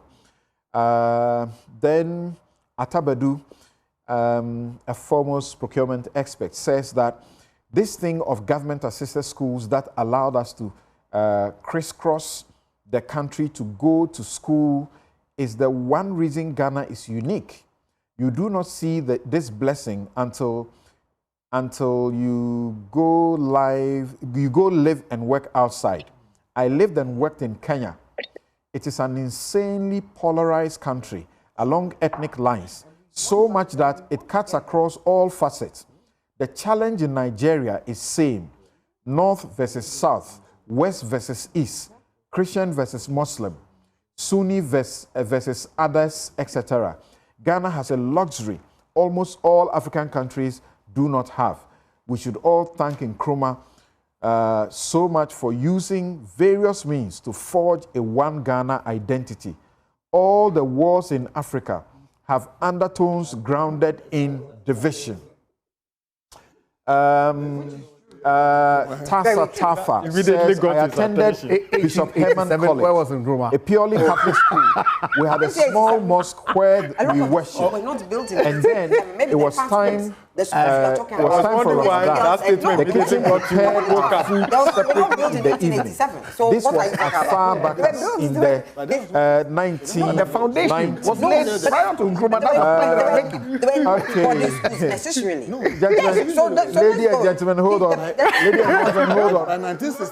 Kamla, let me read. Experience in the time past.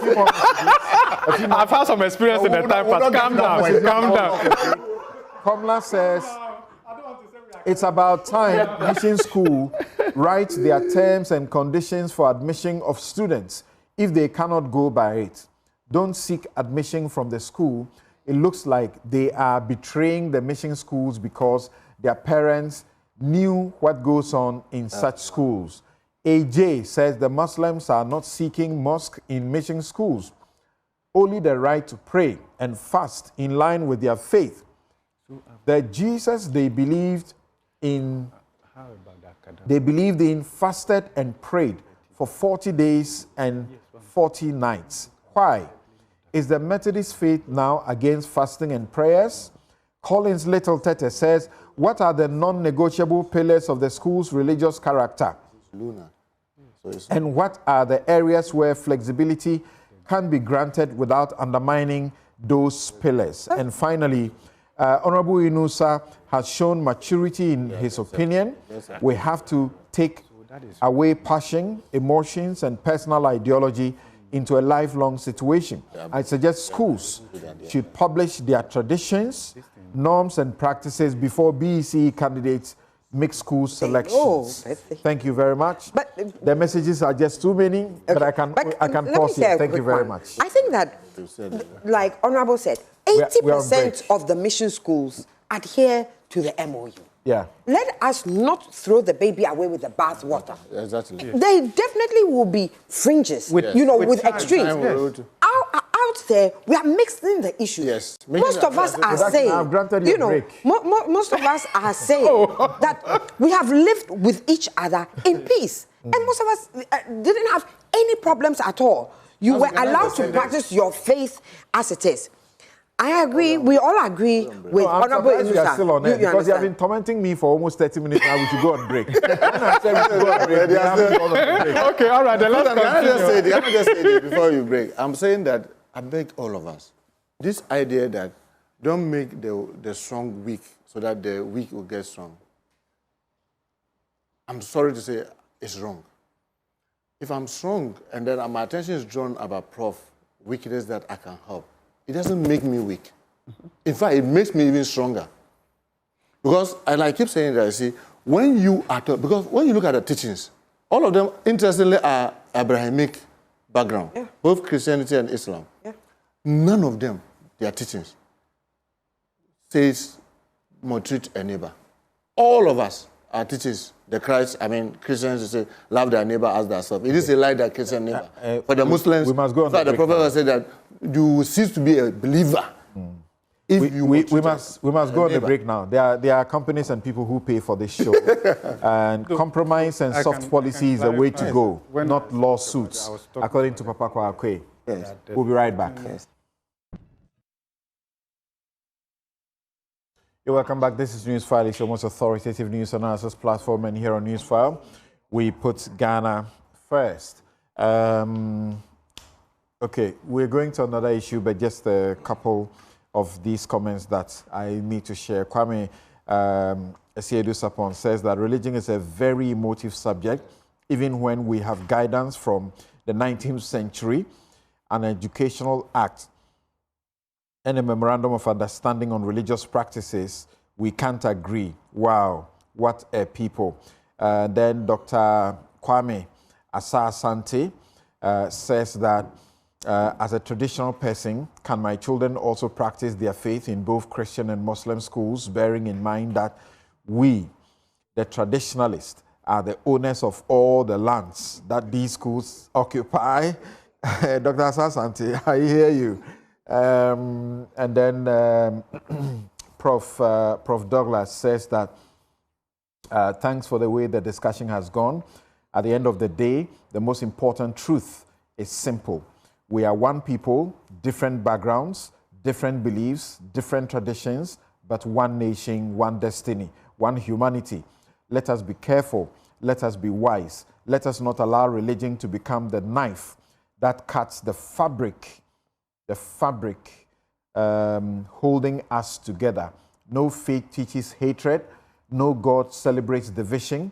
No scripture rewards the breaking of a nation. When religion is used to unite, we rise. When religion is used to divide, we fall. History has shown this too many times. Okay, thank you very much. And that's from Professor Douglas Boatin. It's also a very long one. Somehow today, all the messages you are sending, it doesn't look like you can send short messages. All of you are sending very tall articles, but I like the positive, tones that we have in almost all the messages. And so there is ongoing the Eco Bank, the Republic Bank, and Love FM,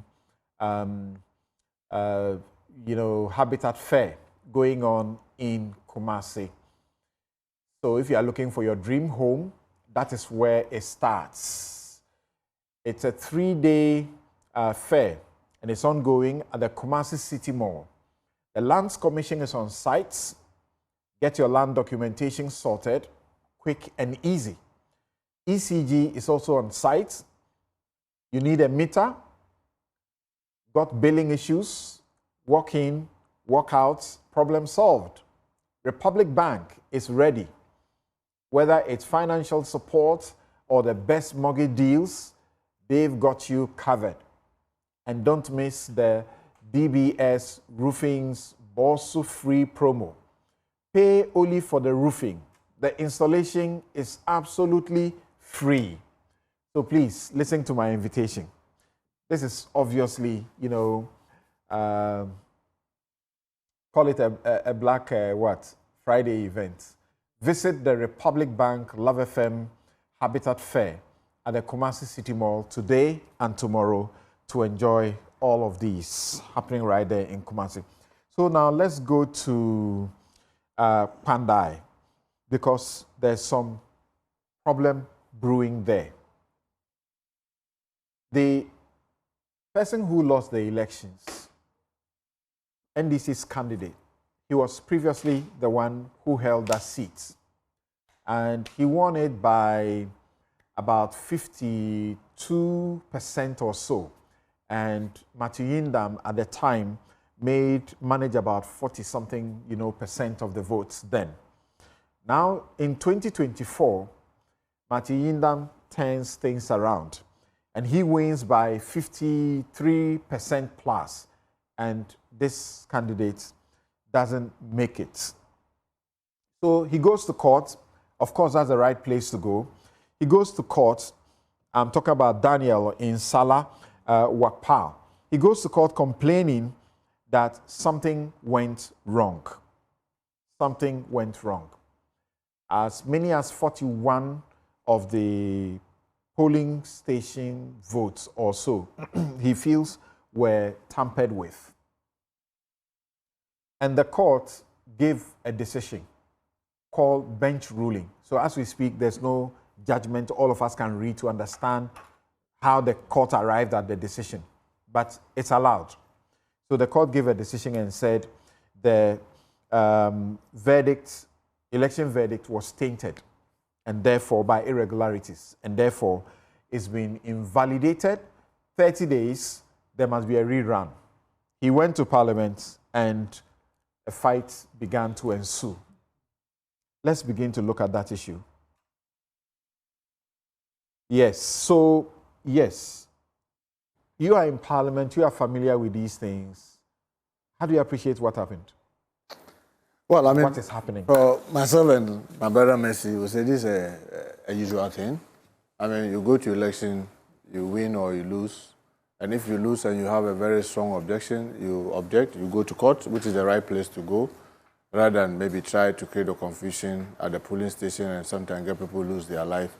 So that's the right thing to do. And instances we've seen where the court at the High Court will agree with you, but the person that you usually will appeal. And I've seen Honorable Dr. Al-Hassan in, I think, after the 2004 election, had a challenge. Yes, I think so, yes, had a challenge. The court, the same Tamale, ruled that the place should be run again, but he appealed. I mean, so graciously, the same rule applies. That time it was Honorable Sachi Hughes. So allowed the appeal. And when the appeal came, it went back to Dr. Yakubu that no, the decision of the High Court was wrong. So he stayed as a member of Parliament till he finished. Also, one that I can also remember vividly was Honorable Dan Abadapi, when he was sentenced and after the 2005 election. Between 2005 and 2007, he was jailed for causing financial loss. He appealed, and during the process of the appeal, the seats kept waiting until, unfortunately, the matter couldn't be even determined till it was election again. Because it was never conclusive till it was election again. So there was no rush to replace it. So I would say, as a member of Parliament who have been in their house for over 2 decades, we've seen this again and again and again. I've cited example from our side, where I mentioned Honorable Dan Agwadapi and Honorable Dr. Alasan Yakubu from Miao, when this thing happened. There are so many others that happened where the High Court makes ruling, you go to the appeals court, and sometimes they're the decision of the High Court is turned down. We don't know what's going to happen. The Member of Parliament, I'm told by law, has 7 days. I've heard him say that he has filed for the appeal. So let the law run its full course. I'm only worried about the way, I mean, all of us, when decision of the courts happens and we are not happy, we have every right to comment on them and to make and state our factual disagreement. But to go insinuating and calling names, I mean, it weakens our democracy. Is it insinuating? Let's hear Afenyoma King what he had to say, and that's the point of disagreement. The judiciary must know that their actions and inactions to serve the interests of whoever their paymaster is has the tendency of destroying our peaceful republic. We will not mince words. They can conspire to call us one by one for a so-called contempt of courts. We are criticizing their shameful conduct. We are not afraid. We are ready to be in Nsawam for their so-called contempt. The sad part of it is that the NDC candidates and his supporters were aware of the judgment before the day, to the extent that on the day of the said judgment, the regional minister led a team of NDC party faithfuls into the courtroom, anticipating the expected result. So typically, if any ordinary lawyer makes these statements, they will be on the way to actually go to jail for contempt. But he is minority leader, so he has a certain leverage, and he's doing a certain public commentary, which perhaps the democracy will permit. I'm worried because, Robert, we're in November. Remember last year this time, what he was saying about the court. And since then, I don't know whether this High Court judge who was appointed this year. I mean, you see, my worry is that, and all of us sometimes get guilty of it when the emotions go, but you have to be careful the way you do the criticism. Because this one, like I said, that's why I was calling it insinuations. It goes beyond just criticizing the decision. One, you are painting the whole judiciary with the same brush. This is a lawyer, this is a minority leader. You guys are guilty of the same. You are saying that paymasters. You are saying that they knew the possible outcome. Samson, you are a lawyer, and you and I have been in court a number of times, right? And there have been instances when we expect, and you tell me, I mean, you sometimes tell me, this one is 50-50. It could go this way, it could go that way. You tell me it's 50-50, it will go this way. And sometimes I tell them, okay, if it goes this way, what should we do? If it's that way, what should we do? That's right. And I prepare for any of the 50-50, isn't it? That's right. So how do you then say that based on that 50-50 that you, my lawyer, told me, and I prepare in a certain response, it means that the judge is paid? I mean, when you do this, we then, by our action and inaction and comments, weaken the very judiciary that we expect to be strong.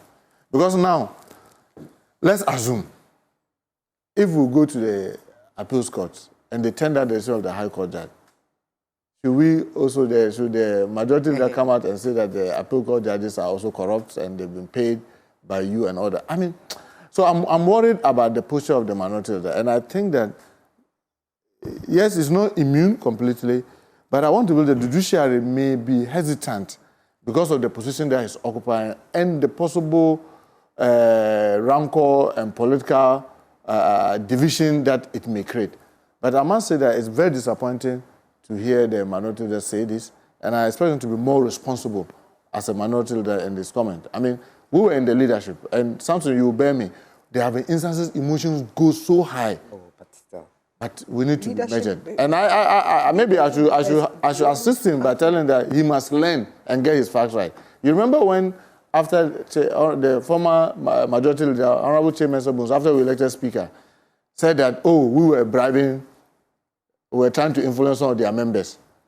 Then, out of emotion, I said that, you who were trying to influence the other. In the case, you even were trying to get some Supreme Court judges to influence some members. You remember the heat I had to go through? I had to apologize. Because, I had to apologize. I didn't mention any specific name.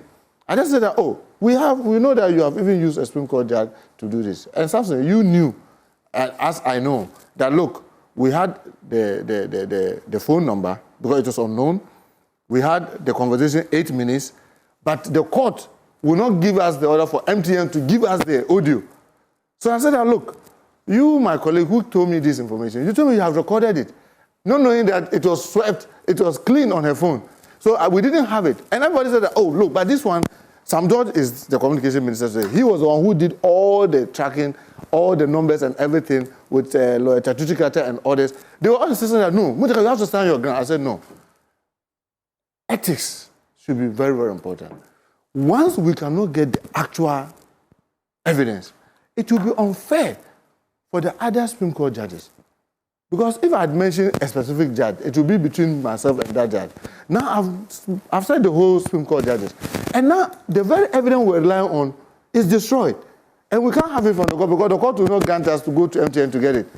I think that the most decent thing to do is to apologize. And I did apologize. And I have no regret apologizing because if it was down to me, I expect an apology. I want the minority leader to know that being in leadership position comes with a lot of responsibility. And managing that with your emotion and what you say and what you don't say is very, very important. And also, as is the lead person, I was a whip. You, the majority, have already pushed him to the wall, especially with this ECOWAS Parliament matter. Yeah. And now they actually held a press conference just yesterday, Patricia Appiah-Jay, the deputy, asking the speaker to apologize and so on, and then the petition citing him to the Privileges Committee to be withdrawn unconditionally, among others. But I mean, why do you cite your minority leader because to appear for discipline at the Privileges Committee? When we were taking that decision in the chamber, try and get the video, I spoke and I gave the history. I'm with all humility, Samson, and with the greater respect to our listeners, I am nobody. As my brother here knows, by the grace of God, I've been the longest serving whip this country has ever seen. I've served as majority whip and minority whip. And he knows. There's something we call in the parliament, we call the chamber dynamics. I'm gifted with it. He knows. I'm very good, but God has given me that gift. I'm able, that day I predicted this. And I sent a caution to him that don't go to ECOWAS Parliament and embarrass us. Because when you do, it will trigger parliamentary privileges. I don't know, he didn't listen. Because what we do in the House and took a decision, you go and contrary against that decision. So much as individual, in an external parliament, like ECOWAS Parliament, her consent was never sought. She just heard the announcement for her to take over his place. She can't do that. It is something that is in the House, and he knows. I came to meet it. Honorable Chairman Sabunso, they were there from the beginning because he was there from 1996. When they created the parliament, they did decide that it's a mixture of leadership and middle and back benches. So, for example, in ECOWAS, it has always been the chief whip on both sides. Then you have other members going. Then in Pan-African Parliament, you have the deputy speaker, the deputy leaders, and other members going. By the time it got to my turn as whip, I was already a backbencher member of the Pan-African Parliament. Then I persuaded the House that, can you kindly allow me, I've built some experience here, instead of switching to ECOWAS Parliament, to remain in Pan-African Parliament. And the House graciously agreed. That's how come the regime then changed. Then the whips now are in Pan-African Parliament and deputy leaders. So it is for the position. So if, for example, we send a deputy majority whip, and then you lose that position, you are supposed to be out. In my case, remember when we were removing leadership? In fact, there were attempts to replace me. Then, but I was chairing the Finance Committee of Pan-African Parliament. Then the Deputy Speaker, Osewusu, Honorable Osewusu, together with the senior member, Honorable Collins, went to the Speaker to say, look, Honorable Muntaka, yes, by virtue of being removed from the leadership, automatically loses his position. But we are pleading that because he chairs the Finance Committee of Pan-African Parliament, taking him out will mean Ghana will lose that position. But we are love only 5 months. Why couldn't the same thing be done for Afenyo? No, but the reality is that the reality is that there are other privileges. That they even remember on the floor. I even threatened them, look, I will list all the privileges that the leaders have. Why they don't go to the Pan-African Parliament and ECOWAS. And they are kept to IPU and CPA. IPU is International Parliamentary Union, and then CPA is Commonwealth Parliamentary Association. The privileges the leaders have in the House, believe me, it is something that you, if you are a backbencher, you hear it. You are not careful. Every day you be fighting with your leader. But in any case, the deputy says, I don't want to keep it. You see, the optics of it. And I'm sorry to say that you can't expose private conversations. Look, it is not for her to say that I don't want. Because it's a position that is meant for her. Yes, I know there have been instances where people say that, like Bejra. No, sorry, Aveji. Aveji was supposed to go. Then he says that, look, I'm leaving it for Bejra, Honorable Bejra to go. I will keep the chairing of the public accounts and allow Honorable Bejra from my caucus to go replace me. But even that, the House has to take a decision. And the House took a decision, said, okay, we agree with you. In his case, the House disagreed with him. I can think because that decision is not for individual. I can say that, oh, I want Honorable Susan to replace me. But the House must take that decision. In his case, the House disagreed with him and said, oh, no, we are not going to allow a leader to go. Because if a leader goes, it is going to distort the House. Okay. And we just had a discussion about prudence. Yes. Where we say, better not go to court, sit around and solve this.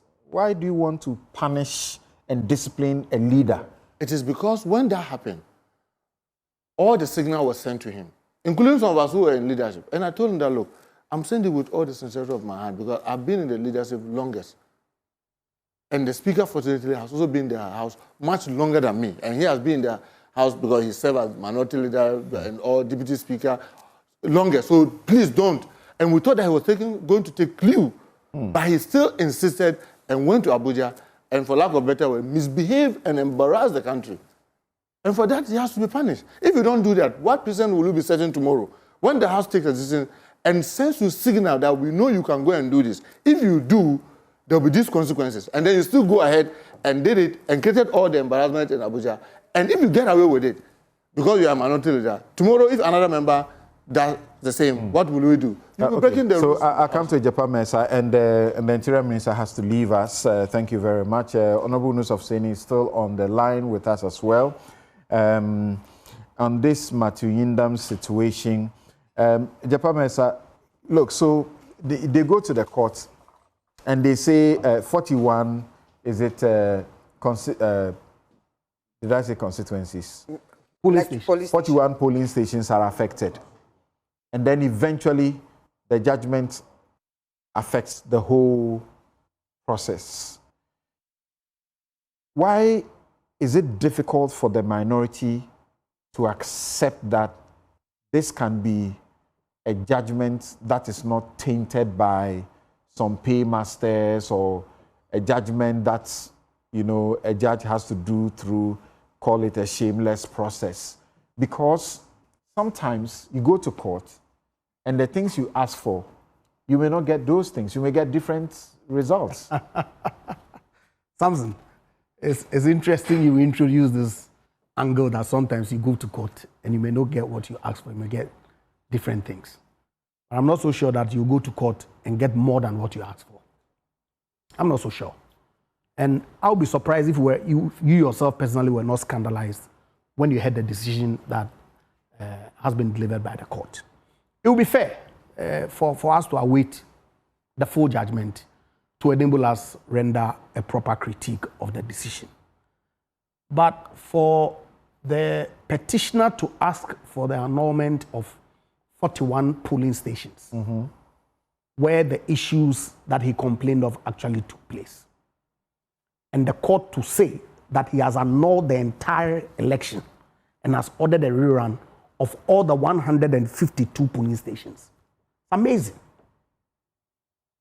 Amazing. Of course, you remember the elections petition, Nana Akufo-Addo versus the Electoral Commission, John Mahama, the kind of statements that the Supreme Court made, that you cannot invalidate the vote of voters merely on account of some action not having been taken by the electoral officers. So to invalidate the entirety of the vote in Pandai, because someone complained of 41 polling stations, which if the court was minded to, and that if it had indeed been established that there were some irregularities in those polling stations, it would be acceptable, if you like, if the court had said that it was invalidating the 41 polling stations for the electoral commissioner to conduct a rerun in those polling stations, rather than invalidating the entirety of the result. It's surprising to me that our friends... Do you know, we don't have any of the lawyers on the platform now, but do you know what must have led to invalidation of the entire rather than the 41? Because it is possible that in assessing the 41, the judge could have come to a decision that the 41, they taint the rest. Yep. How so? When evidence would have been laid on the 41 polling stations that the petitioner himself complained of. household. The rest of the polling stations were not in issue. Okay?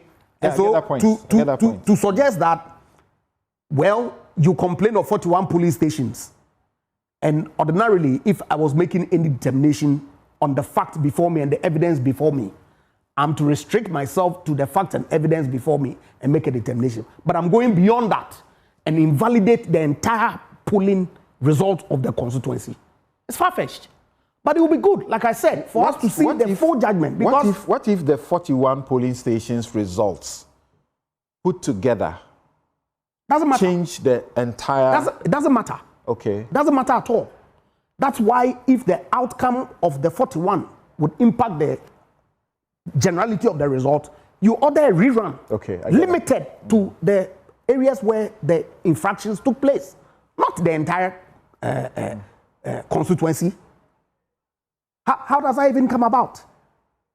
And so if you get decisions like this, why is it surprising when responses in the nature that the minority leader delivered come? It's to anybody. You endorse the response? Certainly. Because you see, Samson, we've heard people speak in this country. We've heard the kinds of things that people have said. We've heard the statements relative to a certain reset of the judiciary started. And so if you have a judge who is determining a particular matter based on the facts and evidence before him, goes beyond and invalidates the entire result of the constituency, you have cause to question what motive that the judge has other than law to make those statements. So certainly, I endorse the statement a majority leader made. Okay, and the danger. The judge did the bidding of the paymasters. The danger that decisions like this potentially has on our democracy. So what the judge effectively is saying, that in future elections, all you have to do is to create chaos in 2, 3, 4, 10 polling stations, and that will be ground for invalidating the result of the entire constituency. That's a high court. That decision is not binding on all courts. I don't have a problem, but that's. I get the analogy. Of course, election petitions are matters that are subject to high court jurisdiction. So is that what the court is saying? It's unfortunate.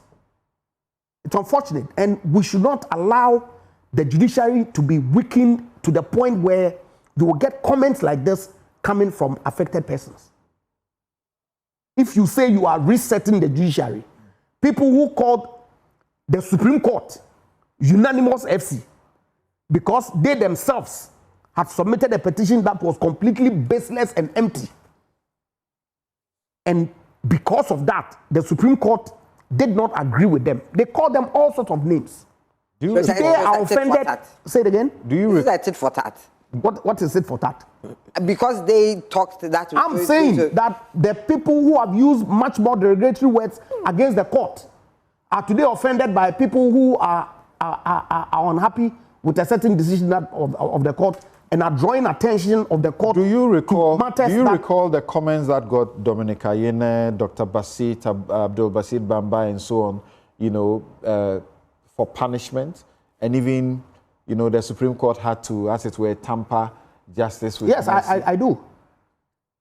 They were not this, They were not like this. Well, but of course, that was during the pendency of the matter before the court. The court has delivered this decision, okay, and the minority is entitled to criticize it. And if the outcome is suggestive of something other than law, how else do you want them to conclude? That's not an objective view. What would be an objective view then? I'll bring what's the name? I'll bring Inus of Seni on shortly. But as I mentioned earlier, and then we'll come to Susan, I want her to hear from the lawyers first. And I have a couple of questions for Inus of Seni as a lawyer. The conduct that his side, the NDC side, put up in Parliament. So in 2020, Daniel, who has gone to court now, won with 52.11% of the votes, and then Matthew Yindam lost. He had 47.55%. And then in 2024, Matthew flipped the chart. He had 53.31, and then Daniel had 46.69, and that is where he's unhappy and has gone to the court. We'll be right back. All right, so let's go to Eunice of Seni. This decision and the posture of the minority in the majority in the House, what do you say? Should be on his way to the General Legal Council. Say that again. Say that again. I said he should be on his way to the General Legal Council. Not because he's a minority leader, but because he's a lawyer. And he scandalized himself in his profession. What if he has facts? What he has facts about the judge being paid? So he goes there to show the facts. The facts will be his defense. He goes there to produce the facts as defense. But you can't scandalize the courts in the way he has done. As a lawyer, he can't do that. And he's a lawyer. So that's what you should understand. And secondly, I'm scandalized by the arguments of Ajapamesa. He's a lawyer. And that is the court of first instance, for God's sake. The decision is the court of first instance. And in the election petition, the decision ends at the court of appeal. And Martin Yindang has told everybody in Ghana that he's appealed against the decision. He's appealed the decision to the court of appeal. So why can't you wait and argue your case in the court of appeal? And he seems to have lost what happened in our recent history. How can you sit on TV and say that you can go to court and ask, and the court will give you what you have not asked for, and that will never happen? It happened. Afenyomakan went to court for an interim injunction to restrain the speaker from declaring the seat vacant. He was given a perpetual injunction. He was given a perpetual injunction. What can you say, Adepa Mensah? What did you say? Did you say that was allowed? That was okay? Was it not? What I'm saying that he didn't ask for, even Afenyomakan did not ask for a perpetual injunction. Exactly. So you faulted the court for that, did you not? I'm saying that he went to court to ask for an interim injunction. That's the argument. And he was given what he did not ask for. And my question is, what did the NDC say? That judgment was procured by... The proposition that you can go to court. The proposition that you can go to court and be given what you have not asked for, it cannot happen. But is it not curious? That you have a petitioner who goes to court? But I wrote it down. Over 41 polling stations. As I understand, the 41 polling stations will give you a total of about 500 votes or so. I don't know if I get my figures correct about that. You would know.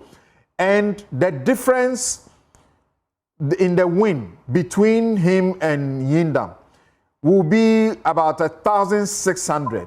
So if you faulted the 500, votes, it doesn't do anything. How do you go to nullify the whole results? That's the question. So again, Samson, we must await the decision of the court, the written judgment of the court. But I worked in Pandai.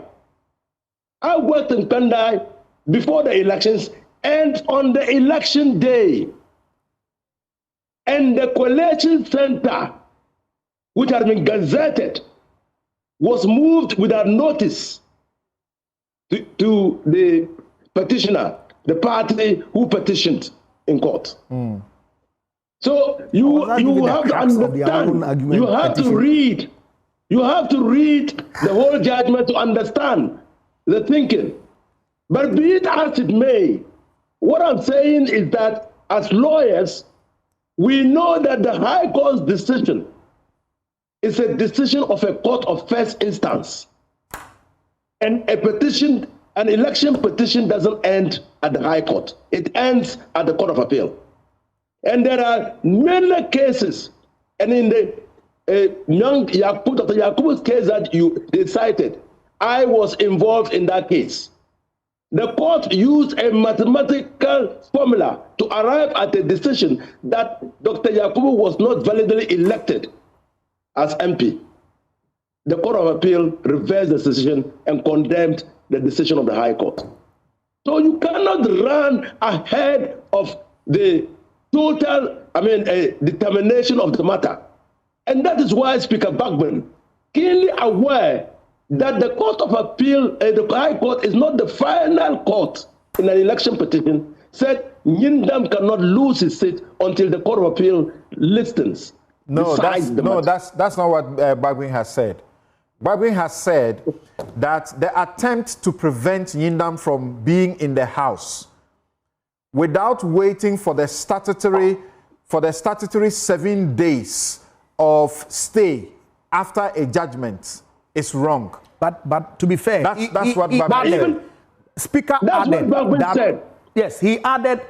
If you may, he added that the filing of the motion for stay pursuant to the appeal could extend that 7-day statutory. But it's yes, he said so. I was listening to him. Samson, no, but Samson, you know that even if a decision of a court is given statutorily and by practice and convention of the judiciary and of lawyers, we do not execute the judgment until after the expiration of 7 days. Yes. You know that. And we do that for good reason. Secondly, he's filed a stay of execution. Yes, the Court of Appeal and the Supreme Court have said that a stay of execution does not operate as a stay of the execution of the judgment. So the High Court, or in fact, you have to file it in the High Court. Okay. The High Court will have to pronounce on it. All right. Then we know that the final court in an election petition is a Court of Appeal. So why will we run ahead of time? Right. So we can't criticize the decision of the High Court. Thank you. But you will agree. You will agree that what the minority sought to do in Parliament was wrong. The very day the judgment is given, you are saying the man should not sit in the House, when by law there is automatic stay of the judgment for 7 days. That is theatrics. That's Parliament. That's theatrics. But because the one who was saying so is also a lawyer, and he knows it. So that's theatrics. But lawyers can get it wrong. Thank you very much. Yes, Susan. But Samson, you should know that, if you are in Parliament and there is a decision annulling your elections, you will take steps to ensure that you vindicate your position and your election. And so Nyindam will try to take steps to vindicate the position that he was validly elected. Okay. And we thank you. Let's give Susan the opportunity to also say something. Yes. Good thing I'm not a lawyer, so I don't have long talk to do. Exactly. But I think that, like they have said, the speaker was on the right path. 1st December will come and it will elapse, and so Honorable Nyindam needs to prepare for a by-election. He has filed an appeal and coupled that with a stay of execution. But the stay of execution, once it's served, it acts like you can't do anything until that has been determined by the Court of Appeal, by the High Court, and perhaps also by the So maybe we'll do it Appeal. as quickly as we've done. In the past, we had electoral issues that took 4 years, and, to Rebecca, whatever, had to have her name expunged. Now it's taking 11 months. Maybe this will take, even shorter, and it will go through. I think that our leaders need to watch their language and their posture. I think that the language of the minority leader was terrible, and that is not the way we want to see our leaders behave. You said he was under pressure, maybe coming from the issues in terms of the ECOWAS court, but it shows your true nature. Look, if you are an orange and you are squeezed, you get orange juice out. You understand? And so if for a leader, you cannot stand pressure, and this is the kind of language that you do because you are under pressure from other folks, it doesn't speak well of our leaders and of leadership. And I think that is not the time for leaders to do these kind of things. I mean, Thank you, it Suzanne. Definitely is not leadership Thank you, Suzanne. material to be doing that. Ken says, my concern is a lambasting the whole judiciary for the sins of a single judge, if this is even true. Do not let anybody use a single court interchangeably with the judiciary. And a lawyer on the panel supports this. Bobo. But I agree with him. My outfit, as always, is by Habil Scruter. Check on their socials and you'll find them. You can call them 0200 84 1988, 0200 84 1988, Habil Scruter. That's where you get the best of kaftans. Now, kaftans. And the Republic Bank Love FM Habitat Fair is ongoing, and today is the third day. It continues until tomorrow, and it's at the Kumasi City Mall. The Lands Commission is there. They will do your documentations for you. ECG is there. They'll give you a meter or help you with your billing issues.